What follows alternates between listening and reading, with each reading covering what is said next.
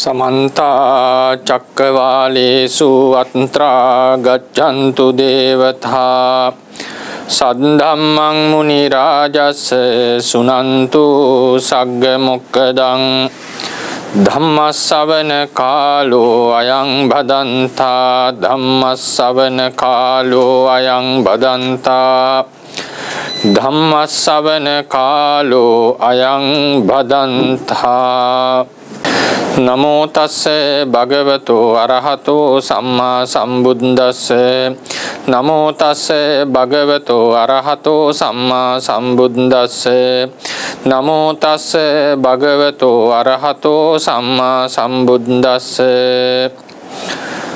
आतुरं असुचिं पूतिं पस्सनन्दे समुस्सयं अशुभाय चित्तं भावेहि एकगं सुसमाहितं यथा इदं तथा एतं यथा एतं तथा इदं दुर्गन्धं पूतिकं चापि बालानां अभिनन्दितं एवमेतं अविक्कन्ति रत्तिं दिवमतन्दिता ततो सताय पඤ්ඤාය अभिनिब्बिञ्ज දක්ඛසීති ශ්‍රද්ධාවන්ත පින්වතුනි තුන්ලෝකාග්‍ර වූ භාග්‍යවත් වූ අරිහත් වූ සම්මා සම්බුද්ධ දස බලධාරී සර්වඥ රාජෝත්තමයන්න් වහන්සේ सारा संकेय कल्पलक्ष्य तरम खल दान शीलादि पारमिता धर्मयन पारमी उपपारमी परमत्त पारमी कियन තුන් ශීර්ෂයෙන් පරිපූර්ණ කොට සම්පූර්ණ කොට මනුලව ඉපදිලා සම්මා සම්බුද්ධත්වයට පත් වුණා. තමන් වහන්සේ උප්පත්තිය ලැබුවේ කිඹුල්වත්පුර සුද්ධෝදන මහා රජතුමාගේ නිවසේ මහා මායා දේවියගේ කුසින්. තථාගතයන් වහන්සේට බෝධිසත්ව අවදීයේදී කුඩා අවදීයේදී ඒ තමන්ගේ පවුලේ සහෝදර සහෝදරියෝ කිහිප දෙනෙක් සිටියා. තථාගතයන් වහන්සේගේ මවගේ කුසක පස්චිම භවික බුදුවරයෙකුගේ මව් කුසක මේ මහා බෝසතාණන් වහන්සේ හැර වෙන කෙනෙක් උප්පත්තිය ලැබීමක් සිද්ධ වන්නේ නැහැ. ඒක ධර්මතාවයක්. අවසානාත්ම භාවයේ සර්වඥත්වයට පත්වන්නට තිබෙන උත්තමයෙක් වැඩ සිටියා වූ කුසක් මාතෘ ගර්භයක් තුපාරහස්ථානයක් වන්දනාවට පූජාවට පාත්‍ර විය යුතු තැනක්. එවන් වූ පූජනීය ස්ථානයක තවත් සත්‍යයකගේ ප්‍රතිසන්දි ගැනීමක් සිද්ධ වන්නේ නැහැ. ඒ නිසා මහා බෝසතාණන් වහන්සේ උප්පත්තිය ලැබලා දවස් 7ක් යනකොට ඒ ප්‍රසූතිය දුන්නා වූ කුස දරා සිටියා වූ මෞතුමිය ශාන්තව කිසිදු රෝගාබාධයකින් තොරව කාලක්‍රියා කරලා තුසිත පුරේහි උප්පත්තිය ලැබනවා. ඉන් අනතුරුව මේ බෝසතාණන් වහන්සේව රැක බලාගන්නේ ඒ පිය රජතුමාගේ අනිත් මෙහෙසියයි. එහෙම නැත්නම් බිසවයි. බෝසතාණන් වහන්සේගේ නම් මහා මායා දේවියගේම නැගණිය වෙච්ච මහා ප්‍රජාපති ගෝතමිය තමයි සුළු මව ලෙස උන්වහන්සේව රැක බලා ගත්තේ. මේක සියලු බුදුවරුන්ට පස්චිම භවික බෝසතාණන් වහන්සේලාට උරුම වන්නා වූ ධර්මතාවයක්. බෝසතාණන් වහන්සේගේ මව්පියවරු ගත්තම සුද්ධෝදන මහරජතුමා පියතුමා වුණා. මහා මායා දේවිය මෞතුමියයි මහා ප්‍රජාපති ගෝතමිය තමයි සුළු මව වශයෙන් උන්වහන්සේව ඇති දැඩි කලේ රැක බලා ගත්තේ. මහා මායා දේවියට බෝසතාණන් වහන්සේ සිද්ධාර්ථ කුමාරයා උප්පත්තිය ලබන්නට කලින් මහා ප්‍රජාපති ගෝතමියට දියණියක් ඉපදුණා. ඇය නමින් නන්දා නම් වුණා. බොහෝ දෙනාගේ සිත් සතුටු කරමින් රූප ස්වභාවයෙන් අග්‍ර වෙච්ච නිසා ඒ රූප නන්දා නමිනුත් හැඳින්වුවා. පසුව ඒ ශාක්‍ය ජනපදයේහි රූපයෙන් අග්‍ර වෙච්ච කාන්තාව කියන අර්ථයෙන් ජනපද කල්යාණී නමිනුත් හැඳින්වුවා. නමුත් එතුමියගේ අපදානයේ සඳහන් කරනවා ඒ කපිලවස්තු පුරේහි යසෝදරාව හැරුණකොට මම තමයි රූපයෙන් අග්‍ර වුණේ කියලා. එයින් ගම්ම වෙනවා යසෝදරා කුමරිය යසෝදරා දේවිය ජනපද කල්යාණිට වඩා රූප ස්වභාවයෙන් අග්‍ර වූ බව. මේ ජනපද කල්යාණි නැත්තම් නන්දාව බෝසතාණන් වහන්සේට වඩා වයසින් වැඩි හිටියා. බෝසතාණන් වහන්සේ සිද්ධාර්ථ කුමාරයා ඉපදුනාට පස්සේ මහා ප්‍රජාපති ගෞතමියටත් තවත් පුත්‍රවණක් උප්පත්තිය ලැබෙනවා. ඔහුට නම් තැබුවා නන්ද නමින්. මේ නන්දාව සිද්ධාර්ථ නන්ද කියන දරුවෝ තුන්දෙනා තමයි ශුද්ධෝදන මහරජතුමාගේ පුත්‍රයෝ සහ දියණිය. මේ දෙදෙනා තමයි බෝසතාණන් වහන්සේගේ ළඟම ඥාති සොහොයුරිය සහ සොහොයුරා වුණේ. ඊට අමතරව සුද්ධෝදන මහරජතුමාට තේරවාද සම්ප්‍රදායේ හැටියට තවත් සහෝදරවරු 4 දෙනෙකුත් නැගණියකුත් සිටියා. සුද්ධෝදන රජතුමා තමයි වැඩිමහල්. ඊට පස්සේ සක්ඛෝදන, සුක්ඛෝදන, දෝතෝදන සහ අමිතෝදන නමින් සහෝදරයෝ 4 දෙනෙකුත් අමිතා නමින් නැගණියකුත් සිටියා. තවත් බෞද්ධ සම්ප්‍රදායන් වලට අනුව ඒ සුද්ධෝදන රජ පරපුරේ හිටියේ කුමාරවරු 4 දෙනයි, කුමාරියවරු 4 දෙනයි. කවුද? සුද්ධෝදන, ශුක්ලෝදන, ද්‍රෝණෝදන, අමිත්‍රෝදන කියන කුමාරවරු 4 දෙනත් සුද්ධා, ශුක්ලා, ද්‍රෝණා, අමෘතා. නැත්නම් අමිතා කියලාත් කියනවා. අමෘතා කියන මේ 4 දෙනාත් කියන 8 දෙනා තමයි පවුලේ හිටියේ. තේරවාද සම්ප්‍රදායේ හැටියට මේ සහෝදරයෝ 5 දෙනාත් සහෝදරියත් කියන 6 දෙනාට හිටපු සඳහන් වෙන දරුවන් ගැන තමයි දරුවෝ ගැන සඳහන් වෙන්නේ. සුක්ඛෝදන ශාක්‍යයට හිටියා මහා නාම අනුරුද්ධ නමින් දරුවෝ දෙදෙනෙක්, පුත්‍ර කුමාරවරු දෙන්නෙක්. අමිතෝදන ශාක්‍යයට හිටියා ආනන්ද නමින් පුත්‍රයෙක්. අමිතා නම් වූ කුමරියට සිටියා තිස්ස නම් වූ පුත්‍රයෙක්. මේ දෙන මේ කය අතුරින් මේ සියලු දෙනාම තථාගතයන් වහන්සේගේ ඥාති සොහොයුරෝ වෙනවා. නන්ද සහ නන්දාව එකම පියාගේ දරුවෝ, වෙනත් මවක්. ශුක්ලෝදන, සුක්ඛෝදන, මහා නාම අනුරුද්ධ කියන ඥාති සොහොයුරෝ දෙන්න තථාගතයන් වහන්සේගේ සුළු පියාගේ දරුවෝ. ආනන්ද ස්වාමින් වහන්සේත් ආනන්ද කුමාරයාත් එහෙමයි. තිස්ස කියන ස්වාමින් වහන්සේ පසු කලක මහාන වෙනවා. එතුමා තථාගතයන් වහන්සේගේ නැන්දනියගේ නැත්තම් නැන්දාගේ දරුවා. මේ තමයි තථාගතයන් වහන්සේගේ සහෝදර සහෝදරියවරු පිරිස. කවුද? එකම පියතුමාට දා උපන්න වැඩිමහල් සහෝදරිය නන්දාව, බාල සහෝදරයා නන්ද. සුළු පියාගේ දරුවන් වෙනවා මහා නාම අනුරුද්ධ සහ ආනන්ද. නැන්දනියගේ නැත්නම් නැන්දාගේ දරුවා තමයි තිස්ස. මේ තමයි මේ අන්තර කල්පේහි සියලු ධර්මයන් යථාභෝධයෙන් අවබෝධ කරගනිමින් සර්වඥත්වයට පැමිණි යමක මහා ප්‍රාතිහාරයේ පෑමේ සමර්ථ තුන් ලෝකාග්‍ර වූ උත්තම පුද්ගලයාගේ පවුලේ සහෝදර සහෝදරියවරු. තථාගතයන් වහන්සේ නමකගේ පවුලේ උපදින්නට ලැබෙනවා කියන එකත් මහා පුණ්‍ය ලාභයක ප්‍රතිඵලයක්. බෝසතාණන් වහන්සේ නමක් කියලා කියන්නේ ගුණයන්ගේ ප්‍රතිමූර්තියක්.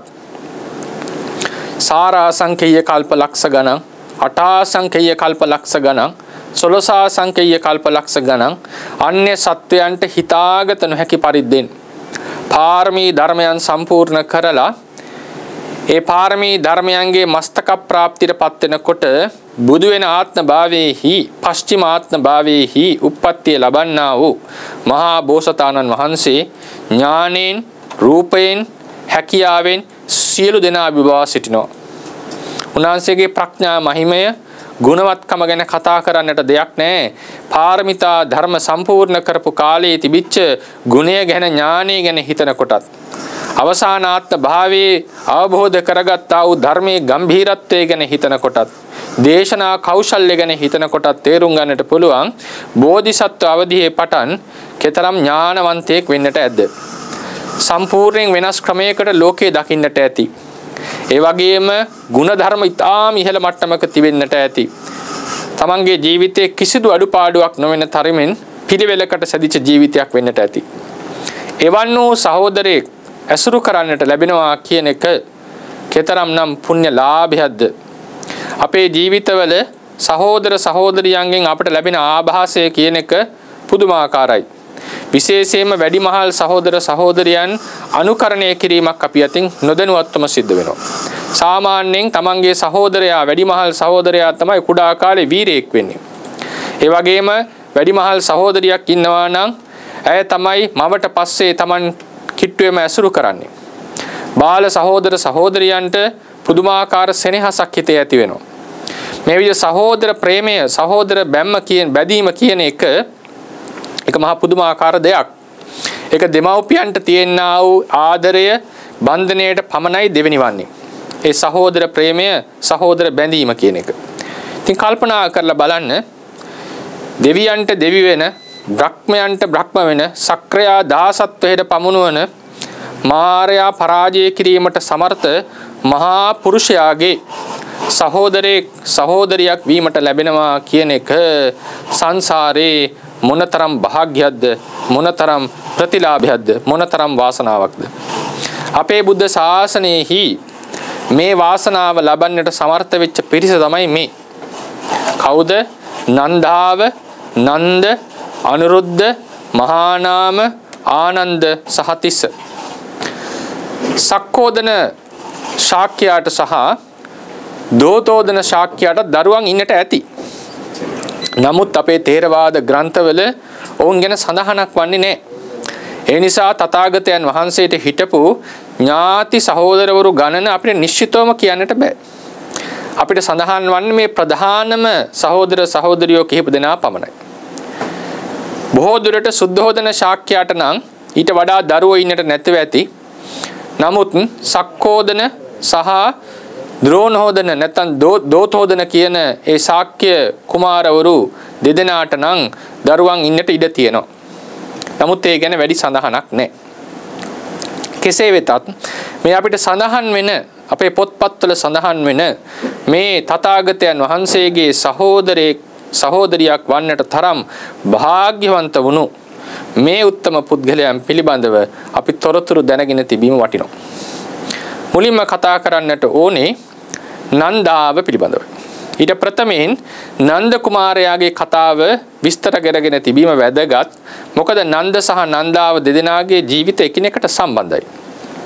ඒ නිසා පිළිවෙලට ගත්තම නන්දාව ගැන කතා කරන්නට තියෙන්නේ. ඒ වගේම බෝසතාණන් වහන්සේට වඩා වැඩිමල් මහානාම ශාක්‍යයා. නමුත් ඒ නන්ද කුමාරයාගේ කතාවෙන් පටන් ගත්තම මේ කතා ප්‍රවෘත්තිය දිගහැර ගන්නට ලේසි. ඒ නිසා තථාගතයන් වහන්සේගේ බාල සහෝදර වෙච්ච නන්ද කියන කුමාරයාගේ කතා ප්‍රවෘත්තිය අපි මුලින්ම ශ්‍රවණය කර සිටිමු. මීට කල්ප ලක්ෂයකට කලින් ලොව පදුමුත්තර නමින් සර්වඥවරයෙක් තථාගතවරයෙක් පහළ වුණා. උන්වහන්සේ ලෝක සත්වයාට ධර්මයේ දේශනා කරමින් බොහෝ සත්වයා මේ සංසාර සාගරයෙන් එතර කෙරෙව්වා. තමන් වහන්සේ උප්පත්තිය ලැබුවේ ශාස්ත්‍රීය වංශයේහි රජ කුලයකයි. තථාගතයන් වහන්සේ ලෝකාර්ථ චර්යාව සිද්ධ කරනකොට එක්තරා කුල පුත්‍රයෙක් උන්වහන්සේ කෙරෙහි පැහැදිලා නිබදව බුද්ධ ප්‍රමුඛ මහා සංඝ රත්නයට දාන මානාදී පුණ්‍ය කර්මයන් සිද්ධ කරන්නට යෙදුණා. එක දවසක් මේ පදුමුත්තර බුදුරජාණන් වහන්සේ සිව් පිරිසක් මැද වැඩ ඉඳිමින් ඒ තමන් වහන්සේගේ ශ්‍රාවක සංඝයා අතරින් ඉන්ද්‍රියෙහි ගුත්තද්වාර ඉන්ද්‍රිය සංවරයෙන් අග්‍ර ඉන්ද්‍රිය වැසූ දොර ඇති ඉඳුරන් ඇති ශ්‍රාවකයෙක් ඉන්ද්‍රිය සංවර සීලයෙන් අග්‍රස්ථානෙහි තබන්නට යෙදුණා. මේක මේ කුල පුත්‍රයා දැක්කම සිතවිල්ලක් ඇති වුණා. මේ නම් මේ ශාසන ඊටාම උසස් තනතුරක්.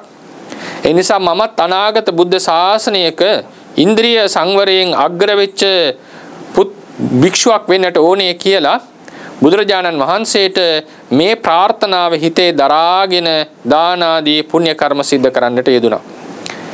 ඒ ප්‍රාර්ථනාවේ ප්‍රතිඵලයක් ලෙස තමයි මේ ගෞතම බුද්ධ ශාසනයෙහි ඉන්ද්‍රිය සංවරයෙන් අග්‍ර බවට පත් වෙන්නට ඔහුට හැකි වුණේ. ඔහු අපේ බුද්ධ ශාසනයේ නන්ද කුමාරයා නමින් හඳුන්වනවා. ඒ වගේ මේ පදුමුත්තර බුදුරජාණන් වහන්සේ ජීවමාන කාලෙදී මේ කුල පුත්‍රයාම කොම රට නිපදුනා වූ වස්ත්‍රයක් උන්වහන්සේට පූජා කරන්නට යෙදුණා. ඒ පූජා කරාම තථාගතයන් වහන්සේ පදුමුත්තර බුදුරජාණන් වහන්සේ දැන් මේ කුමාරයා නැත්නම් මේ කුල පුත්‍රයා මේ වෙනකොටත් ඉන්ද්‍රිය සංවරයෙන් අග්‍ර වෙච්ච භික්ෂූන් අතර ගෞතම බුද්ධ ශාසනයෙහි අග්‍රතන්ත්‍ර ලබන්නට නියත වෙලා හිටියේ. පදුමුත්තර බුදුරජාණන් වහන්සේ ප්‍රකාශ කරනවා මේ අද කරපු කොම වස්ත්‍ර පූජාව නිසා ඒ බුද්ධ ශාසනයට මොහු එළඹෙනකොට සාමාන්‍ය ශ්‍රාවකයෙක් වෙන්නේ නැහැ. ඒ ඔක්කාක කුලයේහි උපදින ගෞතම නම් වූ තථාගතයන් වහන්සේගේ පියාට දහව උපදින සහෝදරයා බවට පත් වෙනවා. මේ කොම වස්ත්‍ර පූජාව නිසා මොහු සිද්ධාර්ථ ගෞතමයන්ගේ සහෝදරයා වෙනවා. සහෝදරයා වෙලා අනාගතයේහි රාගය අධිකව තිබිලා ඒ රාග සිත ඒ බුදුරජාණන් වහන්සේ විසින් මර්ධනය කොට දවසක අරිහත්ත්වයේ සාක්ෂාත් කර ගන්නවා කියලා අනාගත වාක්‍යයක් ප්‍රකාශ කරන්නට යෙදුණා. ඒ වගේම මේ නන්ද ස්වාමින් වහන්සේ ආත්ම භාවයේ සිද්ධ කරපු කොම වස්ත්‍ර පූජාව නිසා බොහෝ ආශ්චර්ය දේවල් සසරදී ලැබුවා. මීට මහා කල්ප 1100කට කලින් මෙතුමා චේල නම් වූ චක්‍රවර්ති රාජ්‍යත්වයේ චේල නමින් චක්‍රවර්ති රාජ්‍යත්වයේ 4 පාරක් දැරුවා. මීට මහා කල්ප 1060කට කලින් උපචේල නමින් නැවත චක්‍රවර්ති රාජ්‍ය 4 වතාවක් දැරුවා. මහා කල්ප 1050කට කලින් නැවත වතාවක් චේල නමින් චක්‍රවර්ති රාජ්‍ය 4 පාරක් දැරුවා. සසර මෙසේ සැරිසරන මේ පුණ්‍යවන්ත පුද්ගලයා අත්තදස්සී කියන සර්වඥන් වහන්සේගේ බුද්ධෝත්පාද කාලයේදී ධම්මතා කියන නදිය සමහර තැන්වල විනතා කියලාත් ඒක හඳුන්වනවා. විනතා නදිය නැත්නම් ධම්මතා නදියෙහි මහා කැස්බෑවෙක් නැත්නම් ඉදිබුවෙක් වෙලා ඉබ්බෙක් වෙලා උප්පත්තිය ලැබුවා. තථාගතයන් වහන්සේ ඒ නදියේ කෙළවරට වැඩම කරපු අවස්ථාවකදී මේ ඉබ්බට සිතවිල්ලක් ඇති වුණා. මේ තථාගතයන් වහන්සේ මම බෝට්ටුවක් වගේ වෙලා තරණය කරවන්නට ඕනේ කියලා. තථාගතයන් වහන්සේ වෙත එළඹියා. අත්තදස්සී බුදුරජාණන් වහන්සේ ඉදිබුවාගේ නැත්නම් ඉබ්බාගේ සිත දැකලා ඒ කට්ට උඩට පය තියලා ගොඩ වුණා. ඉදිබුවා වේගෙන් උන්වහන්සේව ගඟ තරණය කෙරුවා. ඊට පස්සේ තථාගතයන් වහන්සේ මේ කුසල කර්මයේ ආනිසංස දක්වමින් ලස්සන ධර්ම දේශනාවක් ඉදිබුවාට සිද්ධ කරා. ඊනතරෝ සසර සුගතීන්ම සැරිසරමින් මේ පුණ්‍යවන්ත පුද්ගලයා සත්වයා ගෞතම සර්වඥයන් වහන්සේ සිද්ධාර්ථ නමින් උප්පත්තිය ලැබුවාට පස්සේ සුද්ධෝදන ශාක්‍යයාට දාව මහා ප්‍රජාපති ගෞතමියගේ කුස පිළිසිඳ ගන්නට යෙදුණා. උප්පත්තිය ලැබපු වෙලාවේදී රජ කුලයේ සියලු දෙනාම සතුටටපත් වෙච්ච නිසා ඔහුට නන්ද නමින් නමක් පට බැඳුණා. මේ පුත්‍රයා මේ පුරුෂයා දෙතිසක් මහා පුරුෂ ලක්ෂණයන්ගෙන් යුක්තයි. චක්‍රවර්ති රාජ්‍ය ලබන්නට තරම් පිනැති උත්තමයෙක්. අනාවැකිය කියුණානේ කලින් මහා මායා ප්‍රජාපති ගෞතමිය කියන මේ කෝලිය දියණිවරුන් දෙදෙනාට දාව යම් පුත්‍රයෝ උපදිනවා නම් ඒ දෙදෙනාම චක්‍රවර්ති රාජ්‍ය ලබන්නට තරම් පින් ඇති අය කියලා වාක්‍යයක් කියුණානේ. ඒ නිසානේ සුද්ධෝදන රජතුමා ශාක්‍යයා මේ දෙදෙනාම විවාහ කරගත්තේ. ඉතින් මේ නන්ද කුමාරයා සිද්ධාර්ථ කුමාරයාත් සමග ඉතා හොඳින් කුළුපගව ඇති දැඩි වුණා. මහා ප්‍රජාපති ගෞතමියට තමන්ගේ කුසින් වැදුණු කමන්ගේ කුසින් බිහි වුණු මේ නන්ද කුමාරයාට වඩා මහා බෝසතාණන් වහන්සේ කෙරෙහි බැඳීම වැඩි.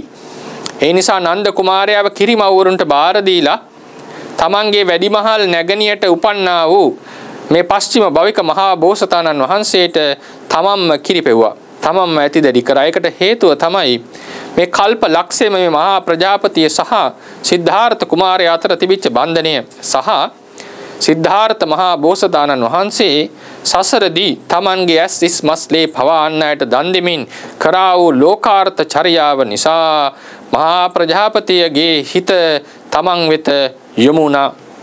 තමන්ව රැකබලා ගන්නට සිත නැඹුරු වෙනවා. ඒ තමයි පුණ්‍ය මහිමය කියලා කියන්නේ. තමන්ගේ දරුවාව අතහැරලා වෙන දරුවෙක්ට හිත යොමු වෙලා කිරි දෙන්නට තරම් මහා බෝසතාණන් වහන්සේගේ පුණ්‍ය මහිමේ බලවත්. ඉතින් නන්ද කුමාරයයි බෝසතාණන් වහන්සේයි එකට වැඩුණා. පසුව 16 වෙනි අවුරුද්දේදී මේ මහා බෝසතාණන් වහන්සේ යසෝදරාව සරණ පාවාගෙන අවුරුදු 13ක් තරම් කල් ගිහි සම්පත් භුක්ති විඳින්මින් 29 වෙනි අවුරුද්දේදී මහා බිනිෂ්ක්‍රමණය කොට 6 අවුරුද්දක් දුෂ්කර ක්‍රියා කර මහා පෘථිවිය කම්පා කරමින් සම්මා සම්බුද්ධ රාජ්‍යයට පත් වුණා. ඉන් අනතුරුව තමන් වහන්සේ රජගහ නුවරට වැඩම කරලා බිම්බිසාර රජුරවන්ට වූ පොරොන්දුව ඉෂ්ට කරලා අවසානයේදී සුද්ධෝදන මහරජතුමා විසින් එවන ලද පණවිඩකරුවන් මාර්ගයෙන් ඒ 10000ක් එව් පිරිස සියලු දෙනාම තමන් වහන්සේ ළඟ ඒහි භික්ෂු භාවයෙන් පැවිදි වෙලා රහත් වුණා. ඒ කාලුදායි ඇමතිතුමා පසුව රහතන් වහන්සේ ඒ කරපු ආරාධනාව පිළි අරගෙන හරියටම වෙසක් පුන් 15ක් පොහෝ දවසේදී කිඹුල්වත් පුරයට සැපත් වුණා. ඒ ගමනේදී මාස දෙකක් ගත්ත රජගහ නුවරයි කිඹුල්වත් නුවරයි අතර 60 යදුන් මාර්ගය ගිවාගෙන වැඩම කරන්නට. ඉතින් ධර්මදේශ යමක මහා ප්‍රාතිහාරයේ පාලා ශාක්‍යයන්ගේ මානෙ දමනය කරලා ඊට පස්සේ නන්ද කුමාරයා දෙවැනි දවසේදී තමන් වහන්සේගේ බාල සහෝදරයා වෙච්ච නන්ද කුමාරයාට විශේෂ දවසක් එදිලා තිබුණා. පසුවදා උන්වහන්සේ ඒ කියන්නේ කිඹුල්වත්පුරයට වැඩම කළා යමක ප්‍රාතිහාරයේ පාලා පසුවදා රජ පිණ්ඩපාතේ වැඩම කළ රජගෙදරටත් වැඩම වෙලා ඒ ධර්ම අනුශාසනා කරලා ඊට පහවදා තමයි නන්ද කුමාරයාට විශේෂ මංගල්‍ය තුනක් ඉදලා තිබුණේ. මොකද්ද මේ මංගල්‍ය තුන? අභිෂේක මංගල්‍ය. ශාක්‍ය කුලේහි අභිෂේකේ ලබන්නට තිබුණා. ඒ වගේම අලුතෙන් ගොඩනගපු මාලිගාවට ගෙට ගෙවදෙන උත්සවයේ තිබුණා. ඒ වගේම තමන්ගේ වැඩිමහල් සහෝදරිය වෙන ජනපද කල්යාණියව විවාහපත් කරගන්නට ඉදිරිය තිබුණා. මේක ශාක්‍යයන් අතර තිබිච්ච චාරිත්‍රයක්. සහෝදර සහෝදරියන් පවා විවාහය සිද්ධ කර ගැනීම ශාක්‍යයන් අතර තිබිච්ච දෙයක්. අද කාලේ මේක ඊටාම හිතා ගන්නට අපහසු සහ බොහෝ දෙනා අකමැති සිද්ධියක් වුණාට ඒක ඒ කාලේ සිද්ධ වෙලා තියෙනවා. ඉතින් මේ නන්ද කුමාරයා ඒ තේරවාදයේ අධ්‍යයනය කරන ඒ උගත් ස්වාමින් වහන්සේලාගේ පවා අදහස තමයි මේ නන්ද කුමාරයාගේ කතා ප්‍රවෘත්තියේ සඳහන් වෙන ජනපද කල්යාණිය මේ නන්දාවයි. ඒක එතුමියගේ අපදාන පාළියෙත් පාළියෙනුත් තේරුම් ගන්නට පුළුවන්. මේ නන්දාව සහ නන්ද තමයි කසාද බඳින්නට හිටියේ. නන්දා වැඩිමල්. නමුත් නන්ද කුමාරයා සමග සරණ බැඳෙන්නට යොමු වෙලා හිටියේ. ඉතින් ඒ දවසේදී මේ ආවාහ මංගල්‍ය ඒ වගේම ගෙට ගෙවදීමේ මංගල්‍ය අභිෂේක මංගල්‍යයේ තියෙන තුනම යෙදිලා තියෙන අවස්ථාවේදී තථාගතයන් වහන්සේ ඒ නන්ද කුමාරයාගේ නිවසට වැඩම කළා. වැඩම කරලා දානේ වළඳලා නන්ද අතට පාත්‍රය දීලා තථාගතයන් වහන්සේ විහාරයට වැඩම කළා. තථාගතයන් වහන්සේ දන්නවා මේ නන්ද කුමාරයා අතිශයින්ම රාගයේ අධික පුද්ගලයෙක්. බැඳීම් වැඩි. බැරි වෙලා හරි අද ජනපද කල්යාණිය බැඳලා කසාද බැඳලා ඒ රාජ්‍ය අභිෂේකේ ලැබුවා නම් මොහුට මේ සසරෙන් ගැලවීමක් මේ ජීවිතයේ සිද්ධ වන්නේ නැහැ.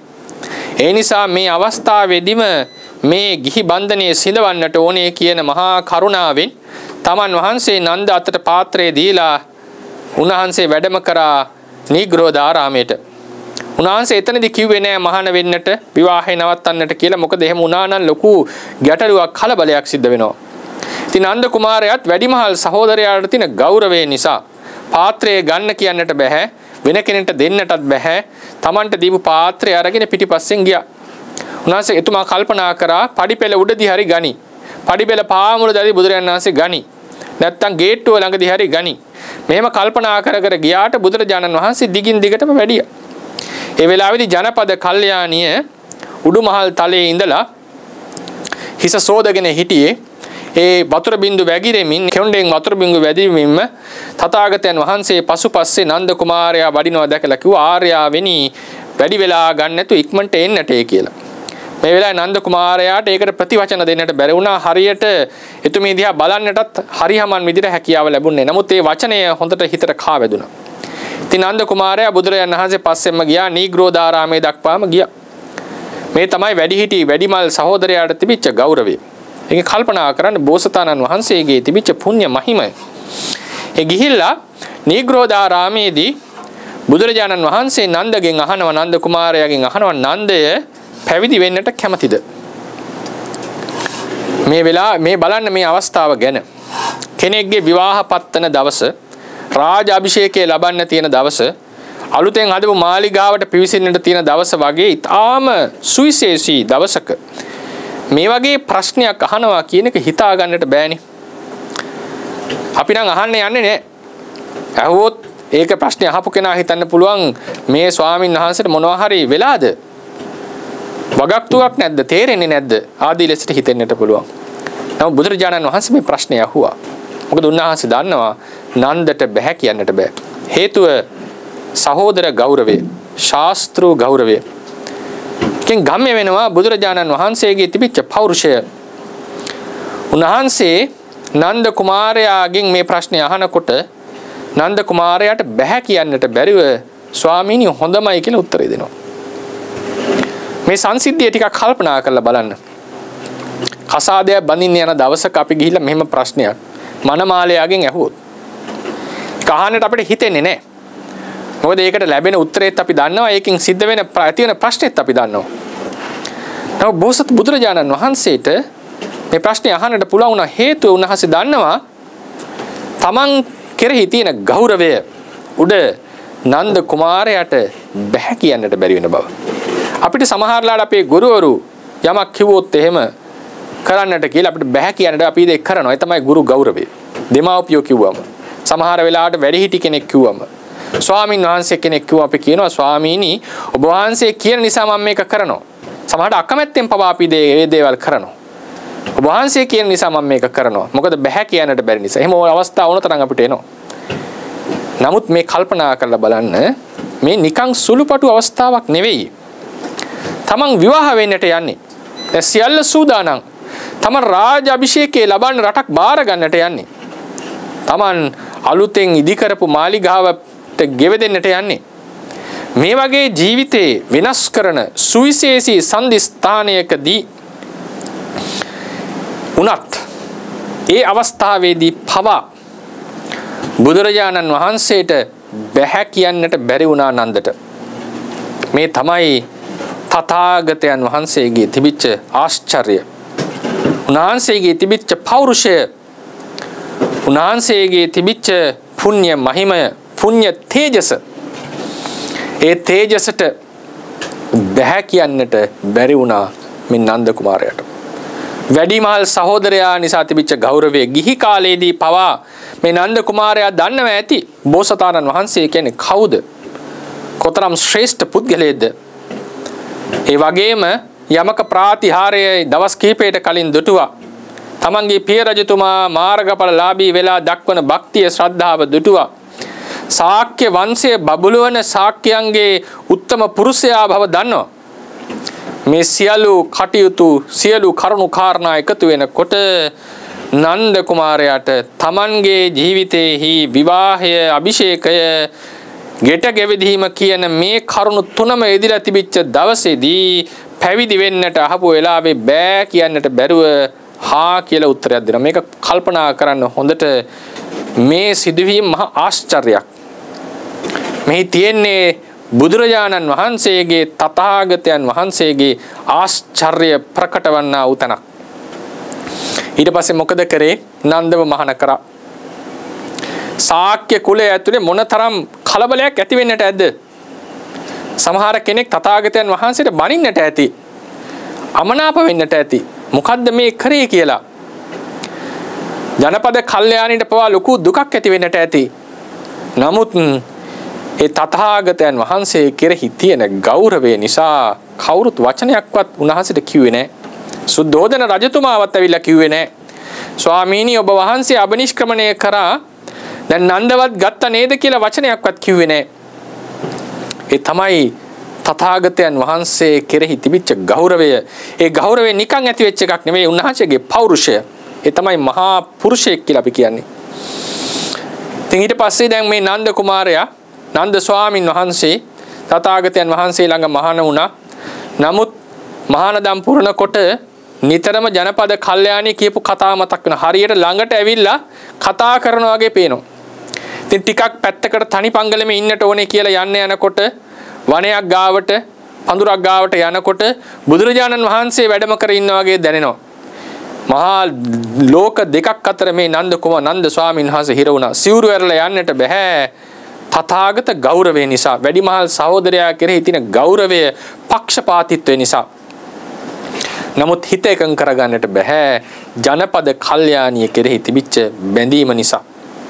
ඒ වගේම රාජ්‍යත් සිහි වෙන්නට ඇති. තමන් අතහැරපු සම්පත් සිහි වෙන්නට ඇති. මේක මානසික ප්‍රශ්නයක්නේ. නානා ක්‍රම වලට තමන්ට කල්පනා වෙන්නට ඇති. මේ වෙලාවේදී නන්ද කුමාරයා දෙලොවක් අතර හිර වෙලා බොහෝම චිත්ත පීඩාවෙන් කාලය ගත කරනවා. එලයි තථාගතයන් වහන්සේ මහා කරුණාවෙන් දැකවදාරා මේ නන්ද තනියම මේ අනබිරතිය දුරු කරන්නට සමර්ථ නැහැ. ඒ නිසා මම මොහොත උපකාර කරන්නට ඕනි. නන්ද කුමාරයා කැඳවලා ඇහුවා, නන්දය කැමතිද දේව ලෝකේ චාරිකාවක් යන්න? අනේ ස්වාමීනි, මම වැනි මේ සාමාන්‍ය භික්ෂුවක් කොහොමද එහෙම දෙයක් කරන්නේ? ඒක ඔබට බාර දෙයක් නෙවෙයි. ඔබ කැමතිද යන්න? මට පුළුවන් එක්කගෙන යන්න. මම දේව ලෝකේ චාරිකාවක් යන්න බලාපොරොත්තු වෙනවා. අනේ හොඳමයි ස්වාමීනි. බුදුරජාණන් වහන්සේ නන්ද කුමාරයා අරගෙන කයින්ම ඒ දිව්‍ය ලෝකේ වැඩම කරා. ඒ යන අතරතුරේදී එක්තරා රූපයක් දැක්කුවා. මොකද්ද? ගිනිගත් හේනක හිටපු වැඳිරියක්. මේ වැඳිරියගේ ශරීර අවයව පිච්චිලා තාම අප්‍රසන්නයි. මේ දර්ශනය දක්වලාම තමයි දිව්‍ය ලෝකේ වැඩම කරේ. වැඩම කරලා ශක්‍ර දේවේන්ද්‍රයාට පේන්නට, ඩාක්ටර් දේවේන්ද්‍රයා පේන තැනකට ගියා. වැඩියා. ඒ වෙලාවේදී ශක්‍ර දේවේන්ද්‍රයාට උපස්ථාන කරන්නට කකුටපාද නම් වූ දිව්‍යාංගනාවෝ, ඒ කියන්නේ පොතේ හැටියට රතු පාට පැහැති පාද ඇති තාම සුරූපී දිව්‍යාංගනාවෝ පිරිසක් ඇවිල්ලා උන් එතුමාට උපස්ථාන කරනවා. ඒ වෙලාවේ තථාගතයන් වහන්සේ අහනවා, නන්දය, මේ ඔබ දකින්න කකුටපාද දිව්‍යාංගනාවෝද ලස්සන ජනපද කල්යාණියද? ඒ වෙලාවේදී නන්ද ස්වාමීන් වහන්සේ කිව්වා, අනේ ස්වාමීනි, මේ දිව්‍යාංගනාව කොච්චරනම් ලස්සනද? අර ජනපද කල්යාණිය මට හරියට මේ දිව්‍යාංගනාවෝ දැක්කම සමාන කරන්න බෑ. හරියට අර හේනේදී මන් දැක්ක පිලිස්සිච්ච වැඳිරිය වගේ කියලා මට වැටහෙන්නේ. ඒ තරම් මේ දිව්‍යාංගනාව ලස්සනයි. කැමතිද මේ දිව්‍යාංගනාව ලබන්න? අනේ එහෙමයි ස්වාමීනි. ඔබ බ්‍රහ්මචර්යාව සම්පූර්ණ කරොත්, මේ බුද්ධ ශාසනය හොඳින් මහානදම් පුරලා සප්පටිසන්ධික කාලක්‍රියාවක් සිද්ධ කරොත්, ඒ කියන්නේ රහත් නොවි කාලක්‍රියාව කරොත්, සීලවන්තව ගුණවන්තව ඉඳලා මම ඔබට අප වෙනවා, ඔබ මෙවන් වූ දිව්‍යාංගනාවෝ 500ක් ලබනවා කියලා. ඒ වෙලාවේ නන්ද කුමාරයා බොහොම සතුටටපත් වුණා. තථාගතයන් වහන්සේ උපක්‍රමයක් කරේ. ප්‍රබල රාගයක් තිබුණ ජනපද කල්යාණී කෙනෙක් දුරු කරගන්නට බැරි තරම්. ඒ වෙලාවේදී ඊට වඩා ලස්සන අරමුණක් දීලා ඇහුවා, මේ අරමුණ ගන්නට කැමතිද? ඒ වෙලාවේදී රාගය සංක්‍රමණය වුණා. අරමුණෙන් අරමුණට සංක්‍රමණය වුණා. බැසගෙන තිබිච්ච ඡන්ද රාගය, කාම රාගය ජනපද කල්යාණී කෙරෙහි, දිව්‍යාංගනාවන් කෙරෙහි යොමු වුණා. දැන් ජනපද කල්යාණී කෙරෙහි තිබිච්ච ආදරය, සහෝදර සෙනෙහසක් තියෙනවා. ඒ වගේම බොහෝ කල ඇසුරු කරපු කෙනෙක්, බොහෝ හැඟීම් එක්ක මිශ්‍ර වෙච්ච නිසා ඒක ගලවන්නට ලේසි නෑ. මනුස්ස ආදර සම්බන්ධයක්. දැන් මෙතන උනේ දිව්‍ය ලෝකයේ දිව්‍යාංගනාවන් පිළිබඳ හැඟීමක්. ඒ වගේම අලුතින් දැක්ක අරමුණක්. ඒ වගේම Tamanට මේ මිනිස්සෙක් වශයෙන්, ඒ Tamanගේ සත්ත්ව වශයෙන් වෙනස් සත්ත්ව කොටාසයක්. මෙතනදී කැමැත්ත, ඒක ලබා ගන්නට ආසාව ඇති වුණාට අර බොහෝ කල පැවතිච්ච ආදර සම්බන්ධයක් බඳු බන්ධනයක් නෙවෙයි එතන තිබුණේ. එතන ගොඩක් රාගයට බර කැමැත්තක් ඇති වුණේ. ජනපද කල්යාණී කෙරෙහි තිබුණේ ආදරයක්. ඒක බොහෝ දෙනා දන්නවනේ. ආදරය සහ රාගය කියන දෙක, කැමැත්ත කියන දෙක දෙකක්. රාගය අපිට ඇති වෙන්නට පුළුවන් ඕනම ස්ත්‍රී පුරුෂයෙක් කෙරෙහි. ආදරයක් ඇති වෙන්නේ කලාතුරකින්. රාගය කියන එක දුරු කරන්නට පුළුවන්. ද්වේෂය වගේ ලේසි නැහැ. නමුත් රාගය දුරු කරන්නට ලේසි ආදරයට වඩා.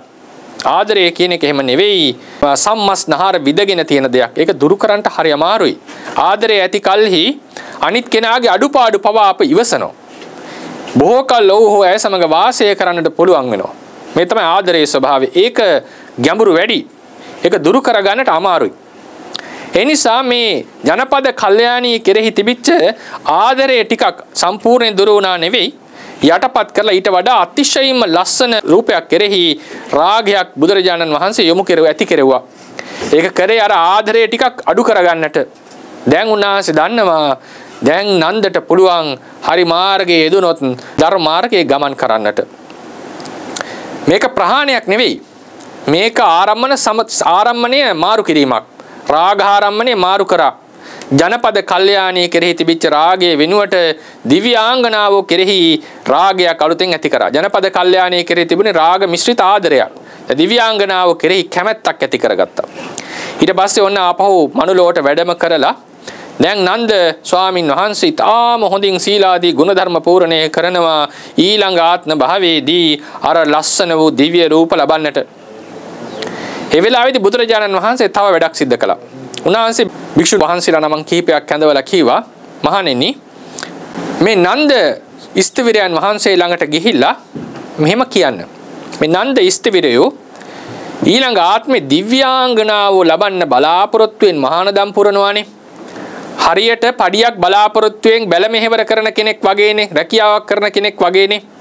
මේ වගේ ප්‍රතිඵලයක් මේ වගේ සැප සම්පතක් ලැබෙයි කියලා මහානදම් පුරනවා කියලා නිග්‍රහ මුඛයෙන් කතා කරන්න නන්දට ඇහෙන්න.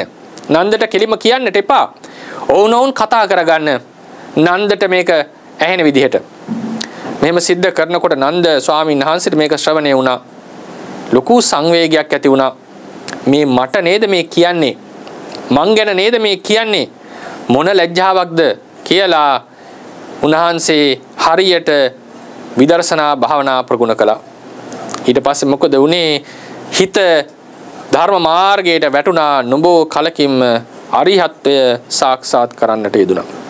ඒ වෙලාවේදී නන්ද ස්වාමින් වහන්සේ තථාගතයන් වහන්සේ වෙත එළඹිලා ප්‍රකාශ කරනවා ස්වාමීනි ඔබ වහන්සේ මට 500ක් අප්සරාවන් පිළිබඳ අප වුණා නම් මේ අපේ දැන් ඉවරයි. මම සියලු ආශ්‍රවයන් කෙරෙන් මිදිලා අනාශ්‍රව වුණා. මට කිසිදු පුද්ගලයෙකු කෙරෙහි ආසාවක් බන්ධනයක් බලාපොරොත්තුවක් නැහැ ස්වාමීනි කියලා ප්‍රකාශ කරා. ඒ වෙලාවේදී බුදුරජාන් වහන්සේ ප්‍රකාශ කරා නන්දය ඔබ රහත් වෙනකොටම ඒ බන්ධනයෙන් ඒ අපේ මම ඉබේම නිදහස් වුණා. ඒ වගේ මතක තියාගන්න මමත් ඔබේ හිත නුවණින් දැකලා තේරුම් ගත්තා ඔබ රහත් වුණා කියලා. දෙවිවරුත් ඇවිල්ලා මට කීවා නන්ද ස්ථවිරව රහත් වෙලා කියලා. ඒ නිසා මම මේ අපේන් ස්වභාවයෙන්ම නිදහස් නන්දය කියලා ප්‍රකාශ කරා.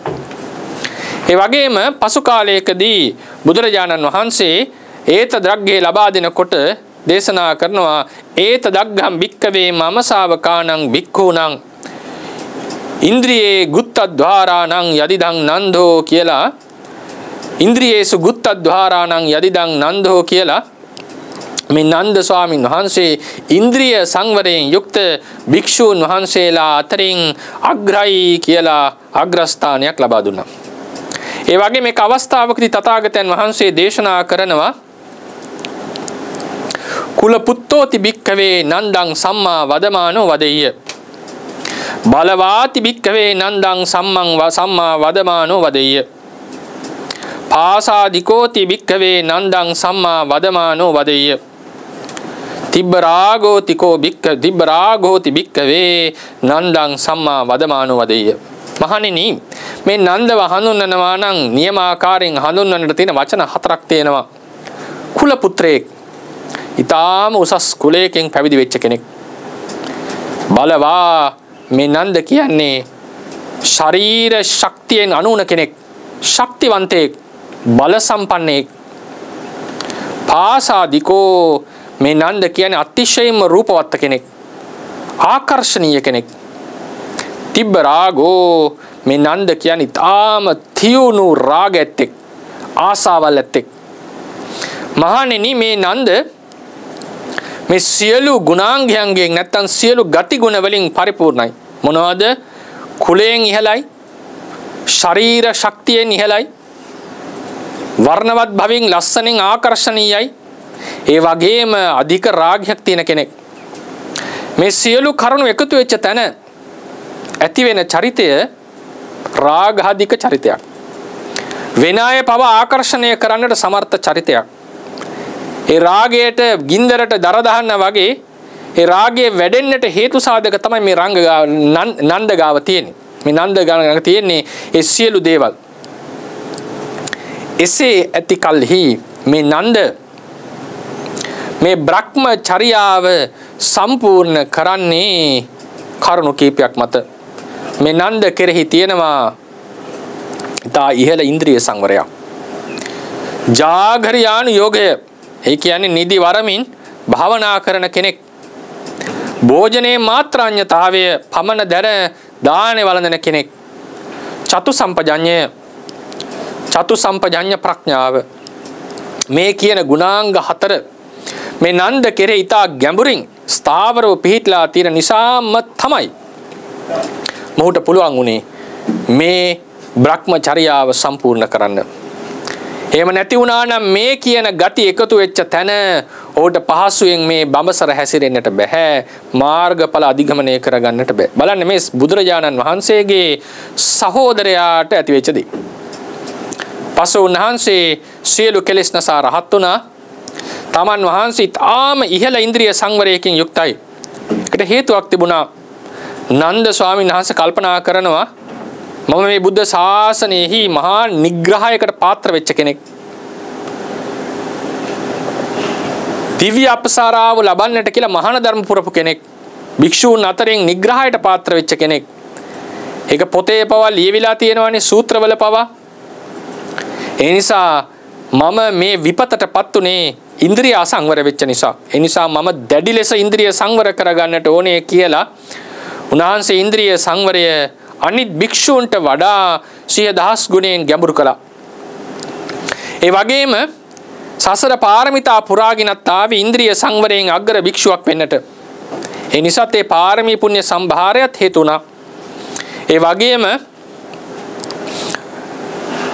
ස්වාමීන් වහන්සේ නන්ද ස්වාමීන් වහන්සේ දස දිසාවක් බලනකොට මේ කරුණු නිසා හැමතිස්සෙම චතු සම්පජඤ්ඤ ප්‍රඥාවෙන් හිතලා තමයි දස දිසාවෙන් ඉදිරිය උතුර දකුණ නැගෙනහිර බටහිර අනුදිසා 4 උඩ යට කියන මේ දස දිසාවෙන් බලනවා නම් හැමතිස්සෙම චතු සම්පජඤ්ඤ නුවණ යොදලාම තමයි බලන්නේ. ඒ නිසා උන්වහන්සේ අපේ බුද්ධ ශාසනයෙහි ඉන්ද්‍රිය සංවරයෙන් යුක්ත භික්ෂුන් වහන්සේලා අතරින් අග්‍රස්ථානය ලැබුවා. මේ තමයි නන්ද ස්වාමීන් වහන්සේගේ කතා ප්‍රවෘත්තිය කෙටි. නන්දාව කියලා කියන්නේ තථාගතයන් වහන්සේගේ වැඩිමහල් සහෝදරිය. එතුමිය රූප ස්වභාවයෙන් අග්‍රයි. එතුමියගේ වචනෙන් කියනවා නම් යසෝදරාවට විතරයි දෙවෙනි උනේ. තමන් වහන්සේගේ බාල සහෝදරයා සිද්ධාර්ථ ගෞතම අබිනිෂ්ක්‍රමණය කොට ලෞතර බුද්ධත්වයේ සාක්ෂාත් කළා. තමන්ගේ අනිත් බාල සහෝදරයා තමන් විවාහපත් වෙන්නට හිටපු නන්ද කුමාරයා පැවිදි වුණා.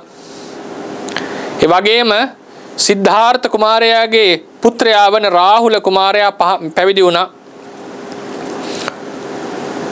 සුද්ධෝදන මහරජතුමා ගිහිවම ඉඳ රහත් වෙලා පරිනිර්වාණයටපත් වුණා. තමන්ගේ මෞතමිය ප්‍රජාපති ගෝතමිය ගිහිගේ අතහැර මහාන වුණා. ඒ වගේම සිද්ධාර්ථ කුමාරයාගේ බිසව එහෙම නැත්නම් තමන්ගේ නෑනා යසෝදරාව පැවිදි වුණා. මේ වෙලාවේදී නන්දාව ජනපද කල්යාණිය කල්පනා කරා මගේ සියලු දෙනාම ඥාතිවරු දැන් මේ ගිහි ගෙදර නැහැ. මගේ පවුලම හිස්. ඒ නිසා මට මේ ගිහි සම්පත්තියෙන් වැඩක් නැහැ කියලා පැවිදි වෙන්නට කල්පනා කරා. මහා ප්‍රජාපති ගෝතමියත් ඇයට අවවාද කරා නන්දාවෙනි මේ තියෙන රූප සම්පත්තිය තව ටික දවසකින් අවසන් වෙනවා. ඒක විනාශ වෙනවා. ඒ නිසා ඉක්මනටම බ්‍රහ්මචර්යාවේ හැසිරලා මේ දුක කෙලවර කරගන්න මහාන වෙන්නේ කියලා උනන්දු කරා. ඉතින් මේ නන්දාවත් ප්‍රජාපති ගෝතමිය ළඟට ගිහිල්ලා පැවිදි වුණා. පැවිදි වුණාට පස්සේ මහා ප්‍රජාපති ගෝතමිය නිතරම උපදෙස් දෙනවා මේ නන්දාවට ධ්‍යාන වඩන්න සමත විදර්ශනා වඩන්න. නමුත් ඇයගේ සිත රූපයේ කෙරෙහි මත් වෙලා තිබුණා. නිතරම තමන්ගේ රූපේ ලස්සන රූපේ හැඩයට වැඩිද තියාගන්න කෙරෙහිමයි අවධානය දුන්නේ. ඉතින් බුදුරජාණන් වහන්සේගෙන් අවවාද ගන්නට භික්ෂුණීන් වහන්සේලා එනකොට තථාගතයන් වහන්සේ රූපේ ආදීනව දක්වනවා කියලා තමන්ගේ වාරේ පැමිණෙනකොට වෙන භික්ෂුණියක් යවලා ඒ භික්ෂුණිය මාර්ගෙන් අවවාදය අහගන්නවා. තථාගතයන් වහන්සේ මේක දුටුවා. තමන්ගේ වැඩිමහල් සහෝදරිය තමන් වෙත එළඹෙන්නේ නැහැ අවවාද ගන්නට රූප මදයෙන් මත් වෙලා. ඊට පස්සේ මොකද කරේ? නීතියක් පැනවුවා. වෙන කෙනෙක් එවන්නට බෑ භික්ෂුණියක් තමන්ම පැමිණෙන්නට ඕනේ තමන්ගේ වාරෙදි කියලා. නන්දාවට කරන්න දෙයක් නැහැ. එදා වැඩම කරා. හැබැයි කල්පනා කරා අද පේන්නේ නැති වෙන්න ඉන්නට ඕනේ. කණුවකට මුවා වෙලා හිටියා බුදුරජාණන් වහන්සේට පේන්නේ නැති වෙන්න. සියල්ල දන්න සර්වඥවදේට නොපෙනී නොදැනී කෙනෙක්ට ලං වෙන්නට බෑ. ඉතින් මොකද කරේ? සර්වඥයන් වහන්සේ මේක දන්නවා. නන්දාවට විතරක් පේන්නට ලස්සන රූපයක් මැව්වා බුදුරජාණන් වහන්සේට උපස්ථාන කරන පවන් සරණ විදිහට. නන්දාව මේ රූපේ දැක්ක ගමන් වශී වුණා.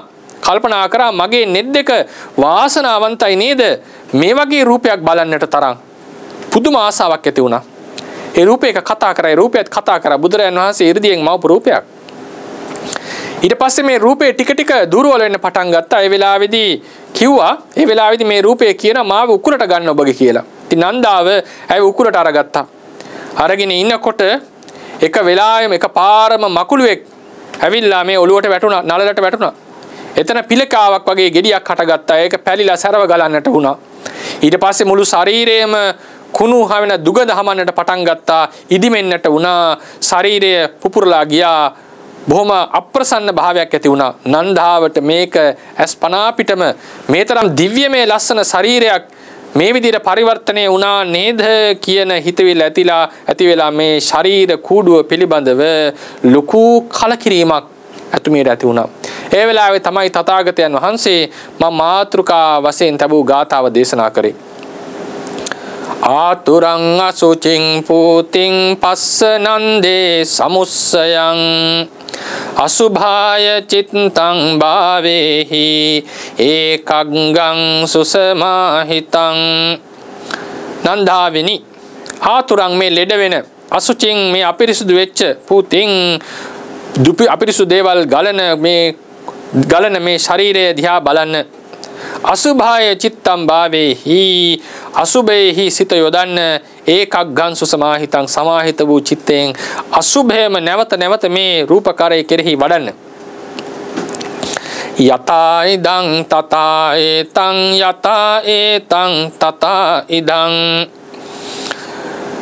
දුග්ගන්ධං පූති කංචාපි භාලානං අභිනන්දිතං.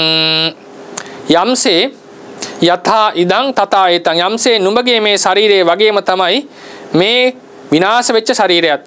ඒ විනාශ වෙච්ච ශරීරයේ වගේම තමයි නුඹගේ ශරීරයත්. ඒ වගේම තමන්ගේ ශරීරයේ වගේම තමයි බාහිර ශරීරයත්. බාහිර සත්‍යයන්ගේ ශරීර වගේම තමයි තමන්ගේ ශරීරයත්. ඒ වගේ මේ ශරීර සියල්ලක්ම මනුලව තිරිසන් ලව තියෙන සියලු ශරීරයෝ මේ දුගඳ හමන අතිශයම පිළිකුල් සහගත දේවල්. ඒවා ඒ දුර්ගන්ධ වූ අපිරිසුදු දේවල් වහනය කරන්නා වූ මේ ශරීර බාලයන් විසින් නම් අභිනන්දනය කළා. බාලයන්ට නම් මේක හොඳයි. නමුත් මේක හරිම පිළිකුල් සහගතයි මේ ශරීරය. ඊට පස්සේ දේශනා කරනවා ඒව මේ තං අවෙක්කන්ති රත්තින් දිව මතන්දිතා තතෝ සතාය පඤ්ඤාය අබිනිබ්බිජ්ජ දක්කසි. මේ විදිහට දකිමින් දිවාරෑ දෙකේම අසුභෙම වඩනකොට ඔබගේ ප්‍රඥාවෙන් මේ ශරීරයේ කෙරෙහි භවයේ කෙරෙහි කලකිරිලා සත්‍ය අවබෝධ කරගන්න සමර්ථ වෙනවා කියලා දේශනා කරා. ඒ වෙලාවෙදීම අනුව හිත යොමු කරලා ඒ නන්දාවේ උන් තැනම සව් කෙලසුන් නසා අරිහත්වය සාක්ෂාත් කරන්නට යෙදුණා.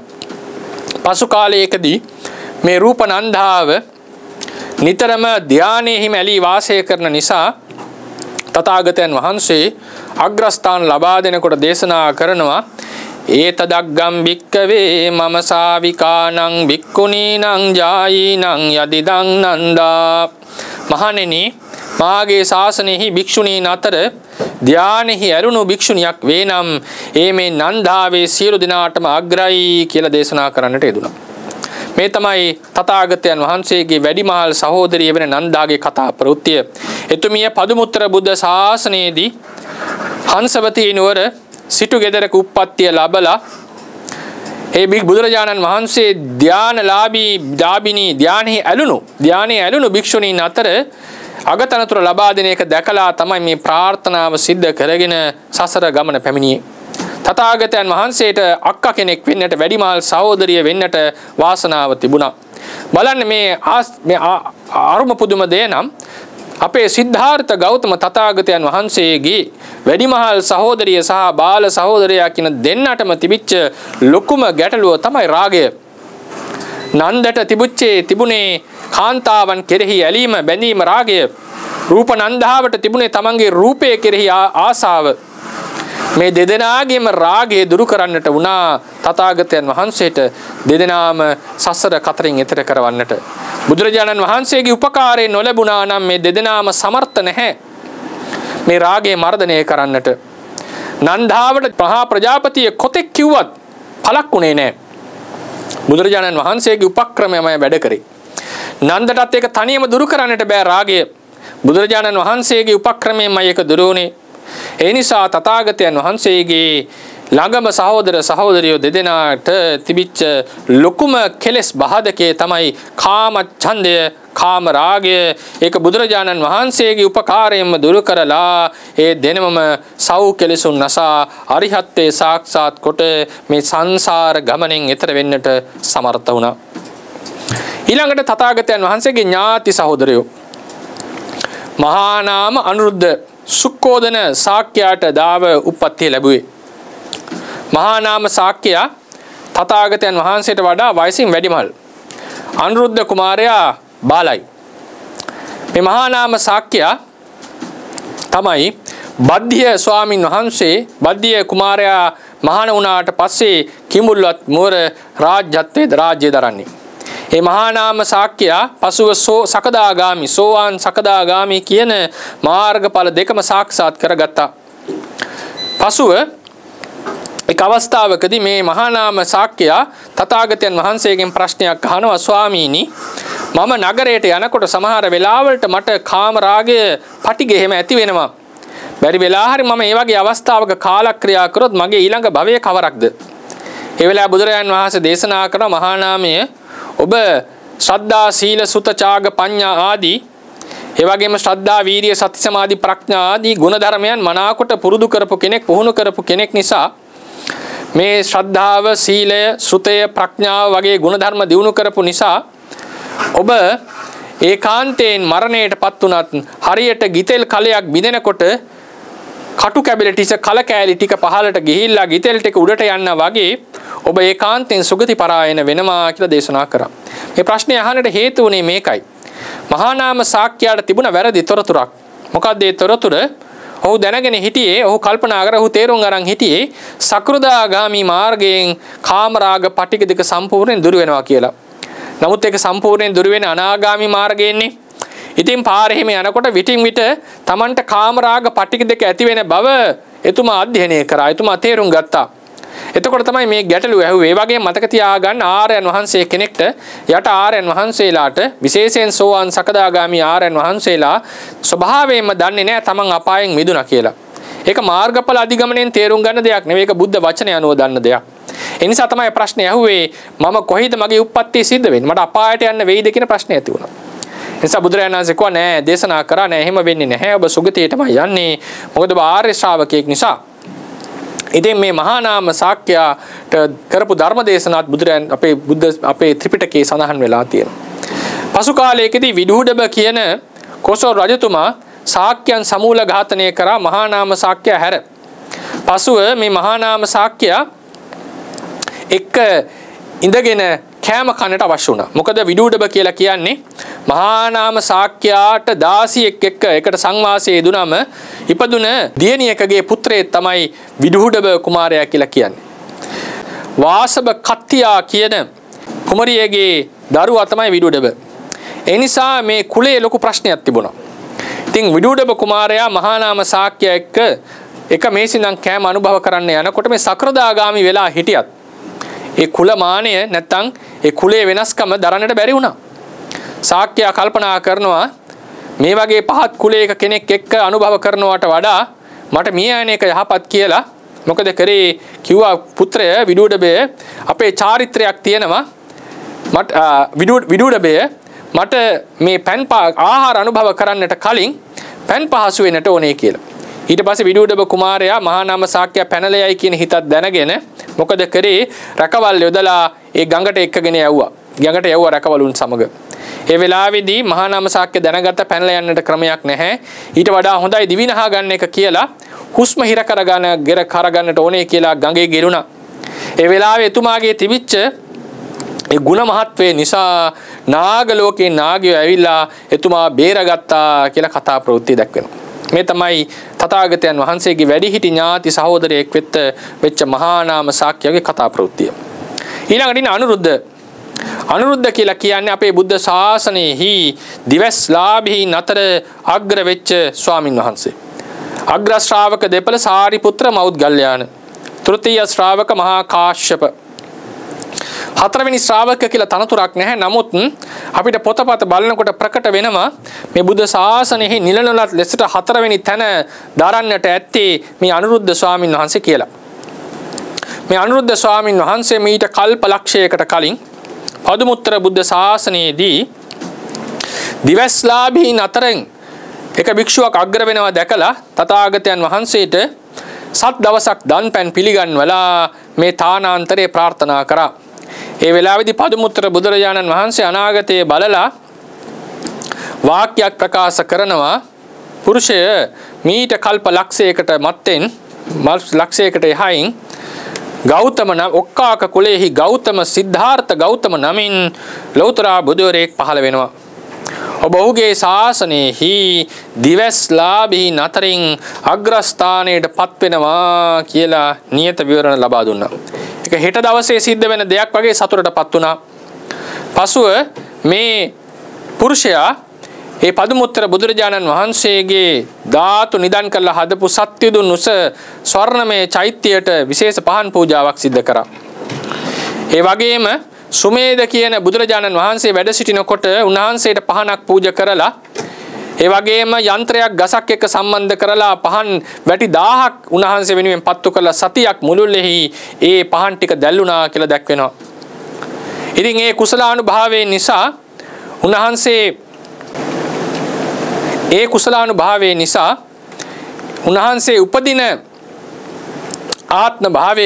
උපදින ආත්ම භාවවලදී